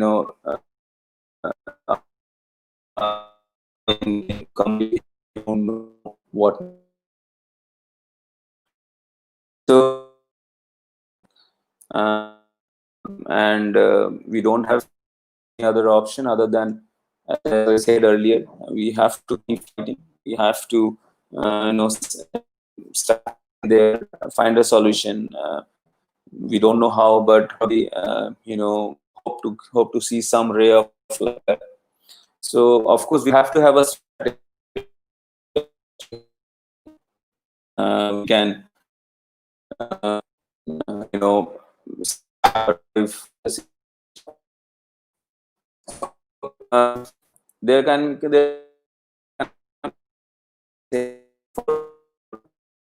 we have to categorize sports at different levels. Of course, sports and also physical activity at different levels.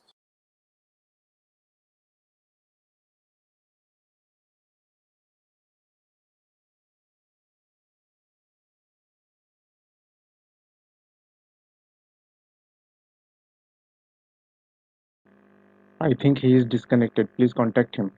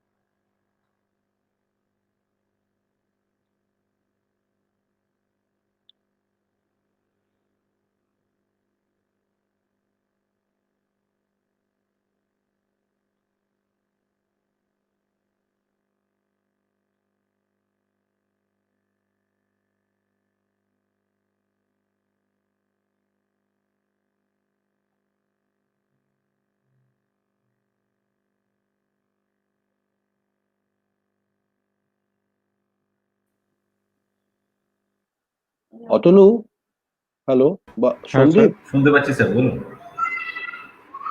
হ্যাঁ, হ্যাঁ, বলছি Sandeep, you have his PowerPoint with you? PowerPoint আছে, কিন্তু ওটা আমার সিস্টেমে পুরোটা দেখাচ্ছিল না, সেদিনই তো দেখা গেল। And ও আচ্ছা moreover, আচ্ছা। without his instructions, we cannot show because which page is needed to be shown, we do not know. Owner owner Which particular page is sorry needed to sorry, be shown, we do not. একদম শেষের দিকে দেখো, হ্যাঁ প্রায় হ্যাঁ, it's owner towards বক্তব্যটা the end একদম of his শেষের দিকেই স্লাইড আছে। শো। ওনাকে বলুন কানেক্ট হয়ে জাস্ট একটু বলে দিলেই হলো। আসলে আমি ফোনে পাচ্ছি না, ও ফোনে পাচ্ছি না, নিশ্চয়ই সাইলেন্ট করে ও, বসেছে, আমি ধরে নিচ্ছি। So I cannot contact him over phone. That's the problem. Some glitch has occurred. Yeah, maybe. In any case, his voice was breaking occasionally. Yeah, he was just going to complete his session. However. chat him or mail him if Okay, he could see that. right. But if he doesn't pick up the phone, he will also not pick up, see the WhatsApp message. That's the problem.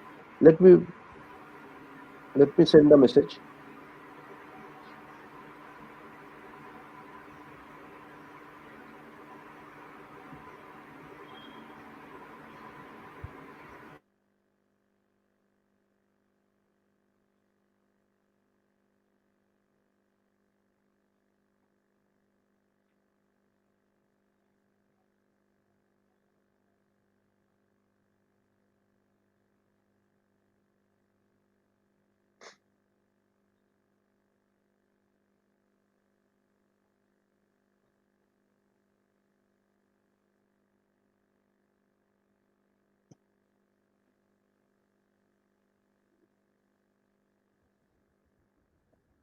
আমি কি এটা discussion শুরু করি তো অজয়ের সঙ্গে?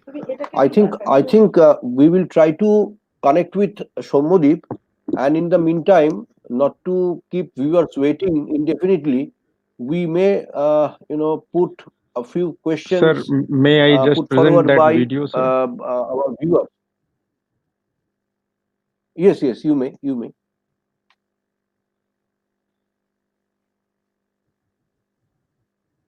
This was supposed to be the last slide of Soumodip's presentation.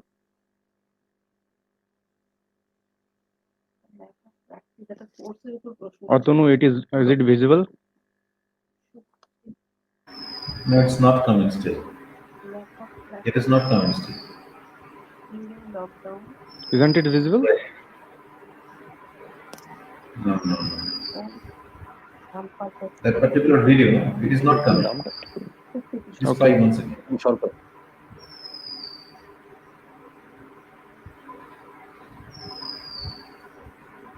Now see.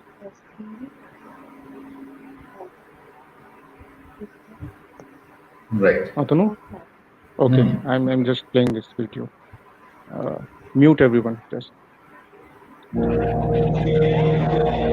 We're never alone. And that is our strength. Because when we're doubted, we'll play as one. When we're held back, we'll go farther and harder. If we're not taken seriously, we'll prove that wrong. And if we don't fit the sport, we'll change the sport.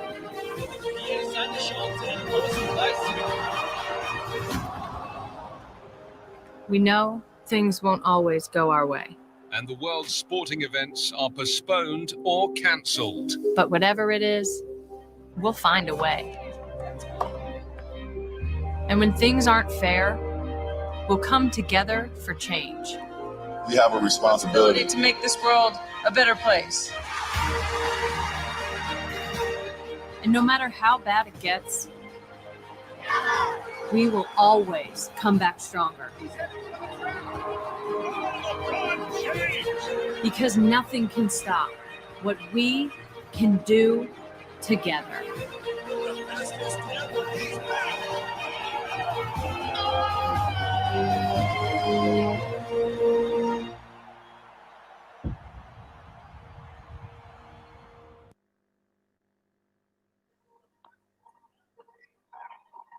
Thanks, Atanu and Sandeep. It actually, the video captures the passion and the glory of sports to a nicety. And as Soumodip hasn't replied and he has not reconnected himself, I will continue with the session. I will put a few questions before Dr. Raichaudhuri that have come from the viewers. The first question that is very important. Dr. Raichaudhuri, you spoke about the fiscal policies, fiscal constraints of the government.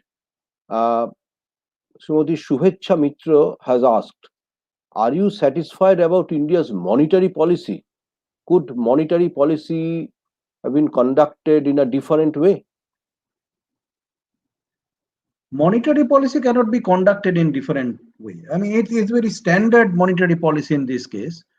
And the whole monetary policy or the channel through which monetary policy works is to increase liquidity in the system, hoping that the interest rate will go down.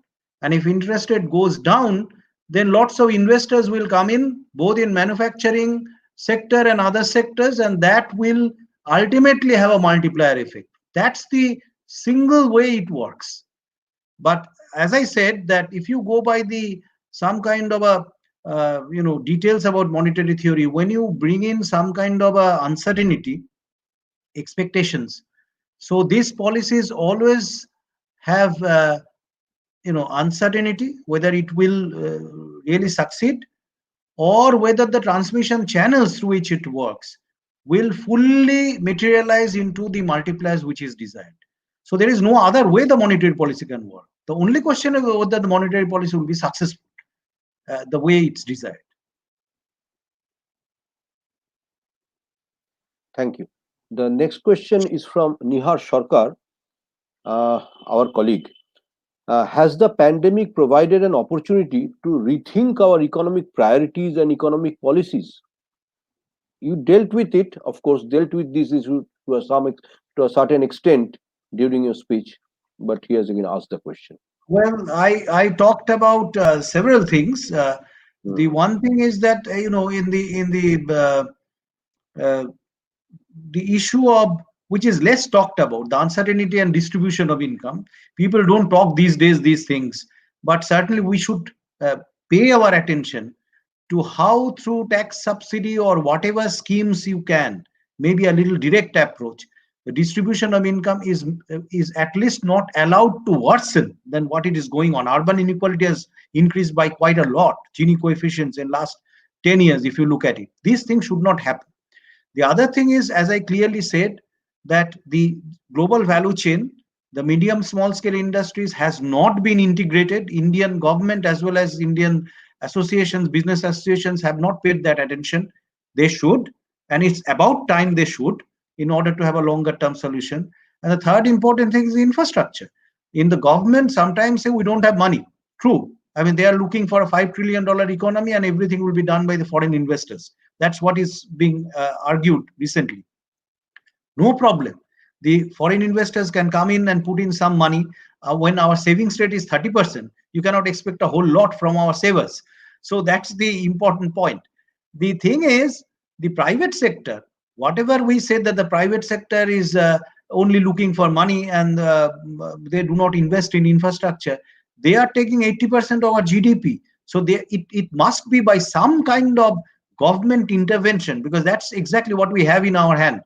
The private sector should be made, forced in some sense to involve in infrastructure investment, not just looking at only profit, but a staggered way they can get their money out. And they should not look at only big, 30%, 40% return from investment. They have a moral duty to the society, especially in this kind of a pandemic which has destroyed a large structure of the economy, so to say. It's their moral responsibility. They are taking 80% of the national cake. They should give some return without looking for, too much private profit from this. They have a social motive in their mind too, and the government has the moral responsibility to instill this in their mind.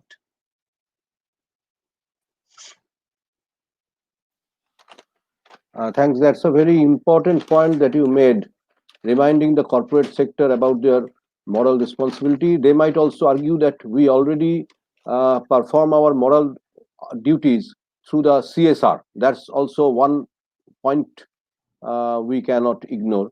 Well, Because that's Siddhartha, CSR, if 2.5%. you look at it, you look at the CSR, what is the net output from the CSR?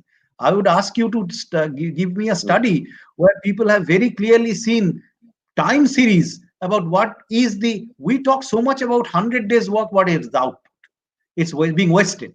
So much, nothing much is discussed about the CSR and what's the net output which you are finding from CSR. If we get a real clear start, I'm not saying everybody is like that. There is certainly some good CSR which has happened, but one must really look at it in a good study.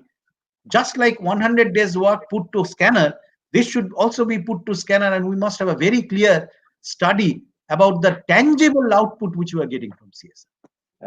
Absolutely. Shabari Bandabadda has a question. If the migrated labor stay back, would it be beneficial for the economy?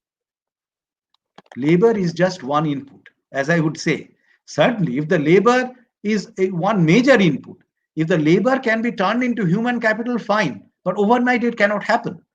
Labor's, if you can turn it into human capital, the economy's growth will happen. And it can really accelerate. But given the scenario, I'm not sure whether states are in a position to turn them overnight into human capital, because you require labor to be productively used. Other, cooperative factors like capital, like finance, like other things which are required. And,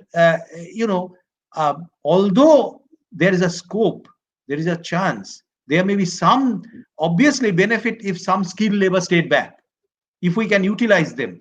But it all depends how quickly we can plan, whether we can have a real skill mapping by which know which skilled person is staying where and what exactly in what way they can be utilized. No such planning or no such map exists. So you cannot just piecemeal take some people and say, you are skilled, you have this much skill. So with somebody who is skilled in carpenter, you cannot put him in sanitary work. I mean, it will be of no use. That skill mapping has not been done, unfortunately ignored. And that's why I'm not sure how quickly and how fruitfully you can use the migrant labor to productive work. So that's one new area we can, prioritize our economic priorities, economic policies. Skill mapping is the order of the day. It's very Yes, true. absolutely. Very much Absolutely. needed. Arjodip Raychaudhuri has a question. Will India suffer lesser economic adverse impact if greater uh, emphasis is laid on the rural and agricultural sectors? One thing we should not forget, although rural sector now produces how much? 18%, 17% of our GDP. Remember, 45% as people are staying in rural or semi-rural areas.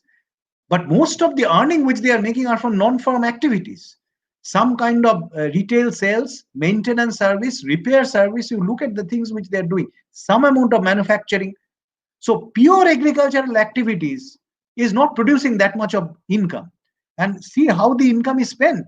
As I said, 40% is on agricultural good. The rest is non-agricultural good. So agricultural economy is certainly a mainstay. Without food and other things will not survive. But agricultural sector itself does not depend on agricultural activities per se. So that must be kept in mind.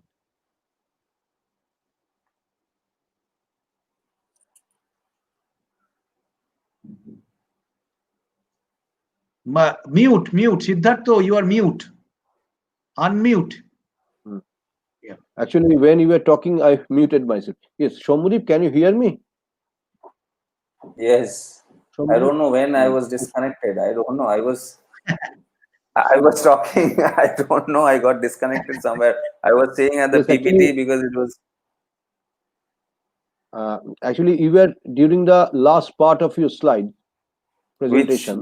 Which one can Actually, you tell me? I think two, three, because you sent me the slide and I saw it. So two, three slides were left, and the video clip was also Okay. played in the meantime. Uh, we Okay. were actually continuing with the question and answer session, which Dr. Rajitabo Rai Chaudhuri. But if you want, we can always discuss last two or three of your slides. And one more thing, perhaps you are holding the mic too close to your mouth, so the sound was getting distorted occasionally, not always, but occasionally. Siddhartha, can I have to leave Yes, around, yes. it was supposed to be at till 6. So I have So, something very urgent in another okay, 15, okay. 20 minutes. Then Can I leave? I will put one last question for you, Yeah. sir. Okay. Sorry, Somodip. I mean, No, COVID it's mine. disconnected I me don't from know. us. Yeah. Sanjana Mukherjee has a question. Interesting question. There has been increase in unemployment. That's for obvious reasons that we all know about. And there has been some increase in prices as well. So it's a classic case of stagflation. Student Sanjana Mukherjee, what may be done under these circumstances? That's what the government did. In case of stagflation, what you need to do is first you ensure that the demand is not falling behind. And remember, what is happening is we have excess capacity. It's not that we have full employment situation. Stagflation models are all at full employment models. We do not have full employment. We have excess capacity. See the last year's data. When you have excess capacity in so many sectors, you cannot really talk about stagflation. It's sectoral inflation which has happened. In some sectors, there is some kind of bottleneck, and in those sectors, prices have gone up. And this is happening now also. But this is not an overall textbook scenario of full employment and a supply shock has happened. And as a result, you have like oil price shock, it's going at full employment, inflation, and no change. It's not happening. If you can increase the demand, and along with that, since excess capacity is there, you can increase the supply. Obviously, the sectoral bottlenecks will create some inflation somewhere, but overall scenario cannot be fully of an inflation. It must be an increasing a growth along with prices, some price rise, but that's acceptable to a certain extent. That's inevitable in certain extent, but it's certainly not a case of full employment stagflation which you read in textbooks. So I think Professor Raichudri will leave us now because he has an engagement at 6. The vote of thanks has not been proposed by our head, Dr. Shashwati Ghosh, another of your student, but she will thank you in absentia. But let me thank you in advance on behalf of all the organizers and all the participants for a wonderful and insightful presentation. Shashwati will not mind. Siddhartha, I mean, even I am not here, I accept her thanks for sure. Okay, in absentia. Okay, thank you. Thank you very much. No problem. Thank you, sir. I again thank all of you, I mean, for inviting me here. And sorry, Shomodip, it's a very interesting things which I heard from you and learned a lot. In fact, all the statistics is something which we are searching for. Thank you very much. In some other time, in future, I would like to interact with you some forum or some private capacity. Thank you. Thank you, Siddhartha. Thank you, the Thank you very much. organizers. Thank you very Thank much. You. Okay. Thank you. Bye. Shomodip, are you ready with your slides, Shomodip? Last two slides. I think last two slides. আবার connectivity গন্ডগোল হচ্ছে।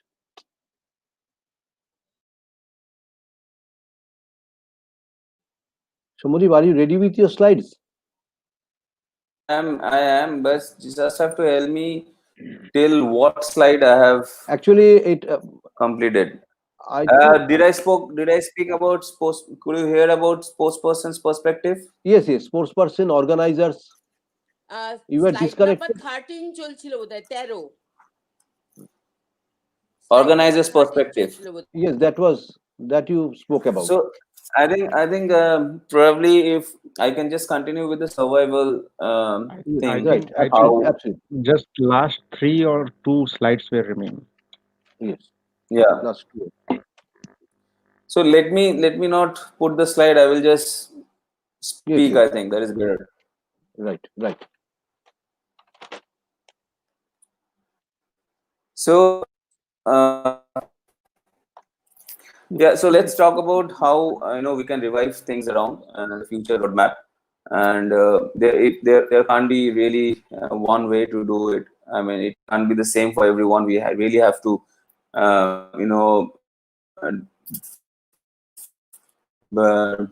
make different groups, create different group of people, different group of sports.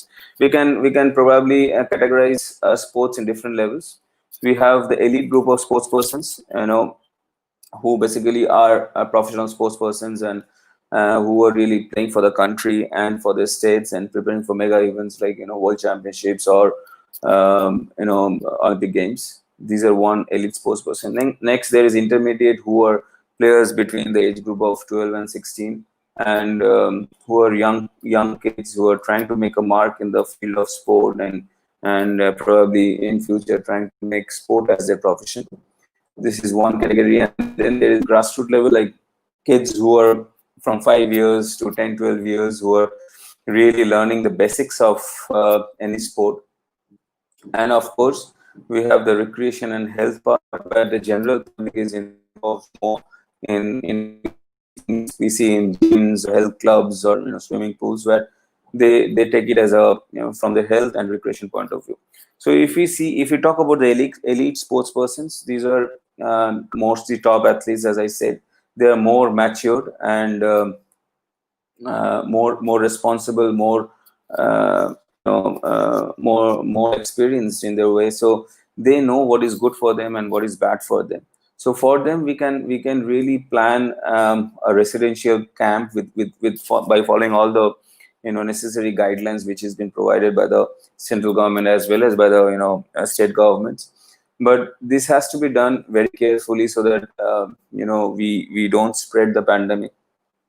And of course, we need proper infrastructure for that to really keep them in a hygienic or secured space where they can stay for a longer period of time, and they stay there, train there, and because this is what the other elite sports persons of other developed countries, they have been doing at the current situation. So this is one thing we need to take care, because these are the sports persons which they will have big tournaments. Once the pandemic is over, they won't be having much time to prepare for the big tournaments which is coming up. So this is one way. Then for the intermediate kids, basically, as I said, these are kids who are age group between 12 and 16. We have to again divide them in small groups, and we have to put them in different timings. And basic idea should be, they are motivated, and they don't lose their motivation towards the sport. And we have to plan, we have to be very careful, and we have to have a very strict monitoring, so that because they are, because of their age, probably they won't be so responsible or mature, because to handle certain situation. So we have to educate them, and also divide them in groups, and then probably we can start training them in local clubs or centers, where they can come back and connect with the sport again, which probably wasn't happening for the last 3-4 months. This is one way to handle the intermediate group. And then there is grassroots level, basically the beginners and the kids. This is mostly basically most toughest part of all, I believe, because you have to be extra careful with them.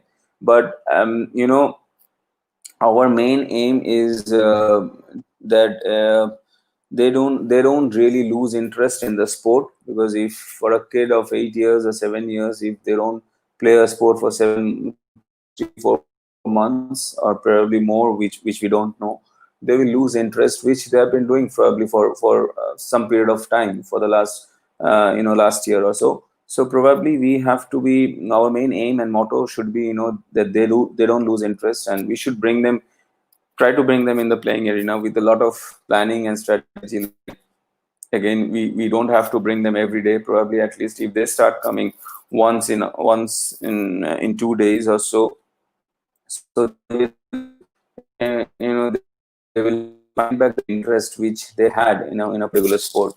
And for the recreation and health, for the general public, is, as we all know right now, that the gyms and the health clubs, everything is closed. So the best thing would be to plan an outdoor health activity or physical activity. For this, we again, the local authorities, they have to take a lot of charge and responsibility. Of course, the local clubs, they can do, but they can do on an individual level. They can't be, they won't be able to help the greater mass. So we have the local authority, they have to take care, probably appoint a fitness trainer, or a recreation trainer or something. We try to help them do their physical activity and outdoors, go outdoors, teach them the importance of going outdoor in current situation, of course by following the guidelines. So this is what can be done to at least in the current situation. This is the best possible thing we can do. And of course, the other things, the Indian sports as a whole, we talk about that it needs a lot of change and strategy and opportunity, which it has to be implemented and executed. A lot of strategy has to be done. And we dream of a nation, sporting nation. We dream India as a sporting nation, but we have been only talking about that. And I believe, and there no real measures have been taken to call India as a sporting nation. It's high time that we think on those lines. So for that, I think the first thing we should be make sports as an important part of education, which I believe I heard the sports ministry is planning. But it is very important that to make sports an important part of education, to make them a part of the syllabus, to give it the same kind of importance like any other subject. That will create a lot of physical awareness among the kids, which should be our main aim. As a parent, I believe we are only running after grades these days, and we are stuck in this rat race for quite long now. We should understand, this is high time. We should understand the importance of physical awareness, importance of the flexibility, movement, how to catch a ball. Probably these are basic things of life. Probably those things were there 15-20 years back. We but now things have changed, and it's high time that we make that change again. and make sports a very important part of our education. Also, we encourage participation of the kids in schools and colleges. As a kid nowadays, or a kid of age 7 to 8 years, they start their education system in school. They don't think about anything other than getting those grades in the school and do those bungee eating. And after suddenly 6 7 years or 8 years 10 years later, you suddenly feel, oh, my kid has gone fat, or my kid is really unhealthy. So this is already late. We have to start that from the beginning, make them aware, make them, educate them about the importance of sports, importance of being healthy, take different activities. I am not saying that you always have to take up a sport to take it up as a professional, be a professional sports person. No, you can. I think you can take any sport, rather, maybe athletics, maybe table tennis, maybe tennis or swimming. You can take up any sports to feel good, to feel healthy, to know your body. This is very important. And of course, then we have on the professional side, we have to select Olympic sports, and that have to be promoted area wise. Why I say area wise is, we have a study says, in different parts of our country, or in our country, also in the world, we have seen in northeast of our country, they are very good in football, they're good in contact sports like boxing or wrestling. Why? So these are their genes, which the study have shown that were there in the genes. For that particular gene, they are good to go about that particular sport. I have seen in West Bengal, they are very good in table tennis, in my sport. So probably that is there in the gene. So we have to really do a thorough survey and identify, in which part of the country, which sport in particular state they are good in, or probably they have the history of that sport in that particular state. So we really have to do that survey. I mean, if we think, how a South African country is producing world champion, that is there in their genes. They have done their study, done their survey, and that is what they have come up with. So this is very important, and it is high time we start giving importance to Olympic sport.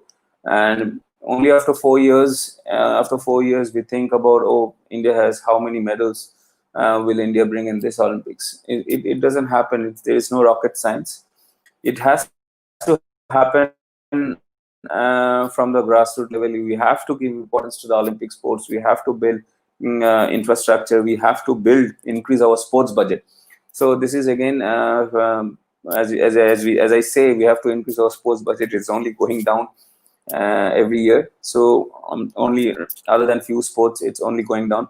So we have to increase our sports budget and invest in infrastructure, so that a lot of kids can be benefited from there. And also the general public health is improved. So this is very important. And then we should think about bring more transparency in the functioning of most of our sports federations and associations. This is again, we have been hoping for that for the quite some time now, and this is high time, as we have time now and we are sitting back, and we have time now to really react and reflect on those things. So we should try and reflect on those things, and try to bring more transparency in the federations, working on the federations, so that more kids can come in, more parents think that yes, if my kids are good enough and they can, they are ready to go. A lot of come to a particular sport or something because they see there are a lot of malfunctions happening over here. So this is high time we change these things. We talk about those things, make a strategy, and try to implement. So there have been, okay, last I will end on a positive note, as I because there have been a lot of negativity around, and as a sports person, I can only say that in such a situation we can only keep fighting. That is the best we can do as a sports person. This is what best we do. when we don't have any control on the situation much. So the best thing is to check ourselves and keep fighting and do whatever things we have to do, and whatever guidelines have been said, whatever things have to follow, that we have been talking about, like washing your hands, everything. Other than that, is we have to keep fighting. We can't get demotivated. We know there have been a lot of mental trauma happening in everywhere. There have been stress, there have been uncertainty. So that takes a lot of toll in the brain, I believe. So but we have to be positive, we have to keep fighting. So I will quote few top athletes of our nation. What Abhinav Bindra is a shooter who is our first ever Olympic gold medalist in an individual event. And he says that, sports bring people together. It brings a lot of joy to thousands of participants and spectators. As we know, when you go to see a match, a cricket match or IPL match, it brings a lot. Brings a lot of joy to the spectators, to you. That's why you go and watch sports. So it not only brings joy to the spectators, it also brings a lot of joy to the participants, the players. So this is something which brings the people together and brings a lot of joy. So of course, once the pandemic is over, there will be new normal for sure. But Abhinav says the charm of the sport will never diminish. So this is exactly what I believe. The sport has its own charm, which will really sport will find back his own charm with time. Great champions like Sachin Tendulkar, Vijender Singh, Mary Kom, everybody says that, yeah, we all know that we have to go through a new normal. Probably when, even once the pandemic is over, even when the events start, there would be a lot of reluctance and a lot of to do and not to do things. We don't know, with a lot of uncertainty, we don't know what to do, what not to do. Probably if you go to a match and you don't know to use your saliva to the cricket ball or not, there would be a lot of uncertainty. Vijender Singh says that I don't know how would I behave on the ring. So there are a lot of things. But again, everybody says this would be there for some time. But once on the field and once the sports find its path, everything will take a back seat and sport will rule again. So this is what I believe. And thank you very much. I believe the video which has already been shown, that is a video full of positivity. I have seen it over a number of times, and it really tells you that, as a sports person, it really tells you to keep fighting no matter what. Things will change for better, for sure. So yeah, that's it. Thank you very much. Over to you, sir. Thanks, Shambhudeep, for your excellent speech, excellent presentation. I know it was loaded with objective analysis and passionate fervor. Apt for a sports person.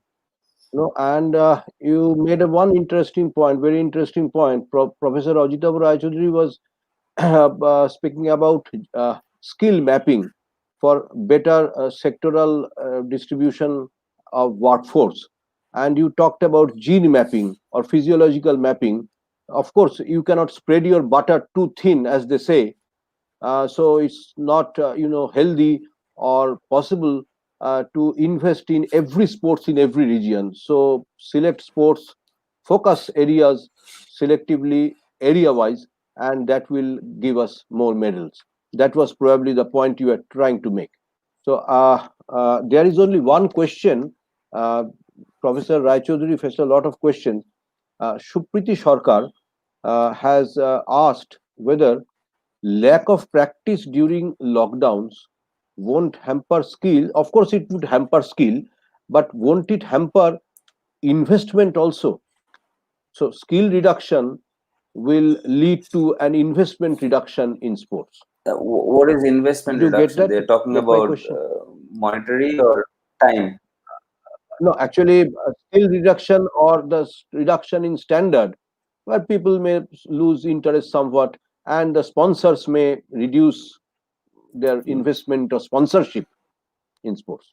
Is it a possibility? Do you think Yeah, that's a of course, if possibility? we really talk about the interest of the sponsors and the current scenario, and we have seen that the interest among the sponsors or sponsors has gone down, because probably it is again sports is a showbiz. They also have, the sports has to go on for them to earn revenue, I believe. So which is not happening. So of course, the skill, I believe, is something which we develop over the period of years, and probably there would be some rust on it for the time period. But once we are back in the sport, once we start training and start practicing, the rust will go off, and slowly I think from the skill point of view, and slowly it will not take much of a time to find your own skill. Everybody would have their own skill, own style.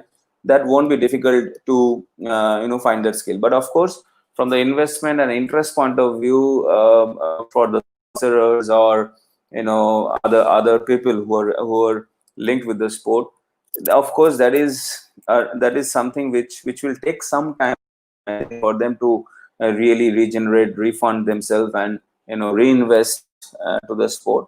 And really we have to just wait and watch how things change and how rapidly things will change after once the pandemic is over, once this unlock happens on a larger scale.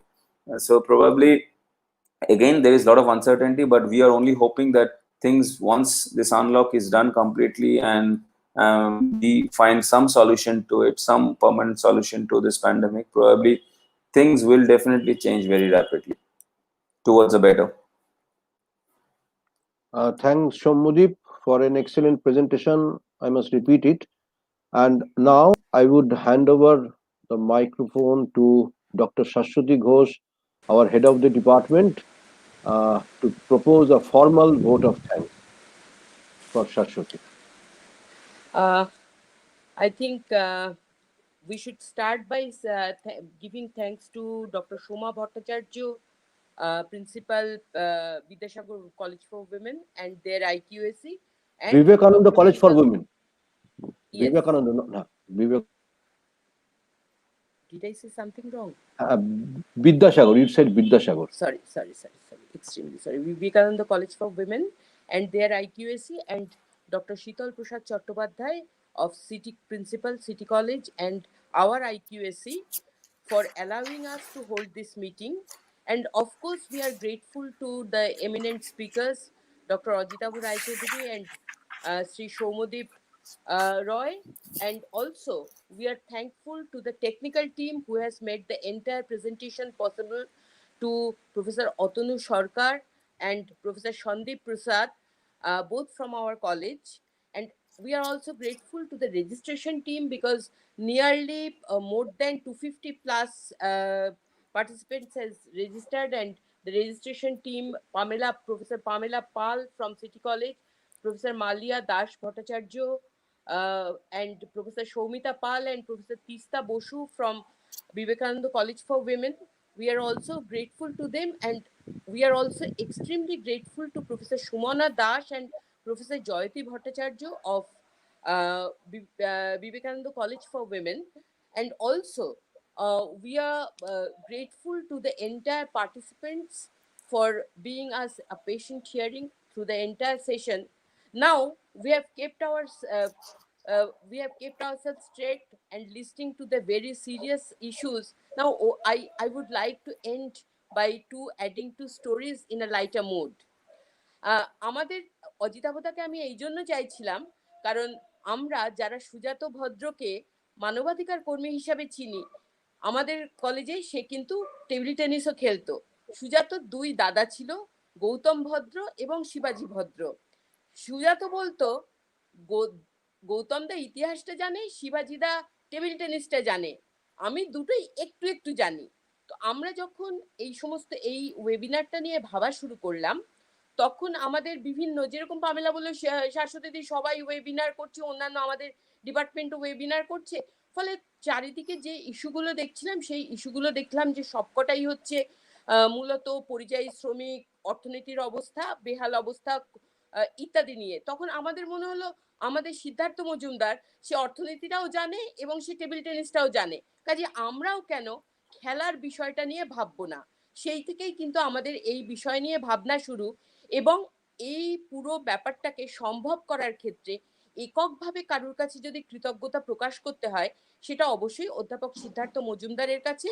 এবং দ্বিতীয় যে গল্পটা আমি বলতে চাই সেটা হচ্ছে just আজকে ঘটনাচক্রে আমি এখানে বসে কৃতজ্ঞতা জ্ঞাপন করছি বিভাগীয় প্রধান হিসাবে। আমাদের কলেজে কিন্তু রোটেশনাল হেডশিপ চালু হওয়ার কথা ছিল এবং আমিও তাতে নীতিগতভাবে সায় দিয়েছিলাম। এই পুরো প্যান্ডেমিক আমার হেডশিপটাকে টিকিয়ে দিয়েছে, ফলে আজকে ঘটনাচক্রে আমি কৃতজ্ঞতা জ্ঞাপন করছি, না হলে কিন্তু সেটা আমার করার কথা ছিল না। এই বলে সবাইকে আবার ধন্যবাদ জানিয়ে আমি আমার বক্তব্য শেষ করছি। নমস্কার। আচ্ছা, thank you. Formally professor Das কি আছেন? সুমনাদি আর আমাদের প্রিন্সিপাল ম্যাডামও আছেন। তা আমি প্রিন্সিপাল ম্যাডাম, আমাদের প্রিন্সিপাল স্যার তো নেই, I will request doctor Soma Bhattacharya, principal Vivekananda college for women, to formally terminate the webinar. এই একটা কথা বলবো, একটা হ্যাঁ, কথা, শিওর।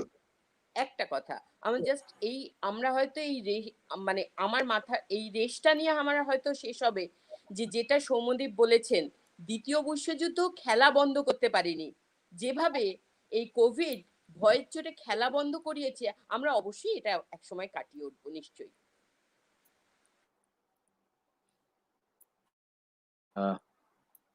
ম্যাডাম, আপনি যদি ফর্মালি আমাদের ওয়েবিনারটাকে এন্ড করেন। Thank you all who have participated in this webinar. Now, this is the time to end, and I declare this webinar end at this point of time. Thank you all again. Thank you. So we may leave the meeting, madam, with your permission. Yeah. Yes. Leave the meeting. Thank you. Bye bye.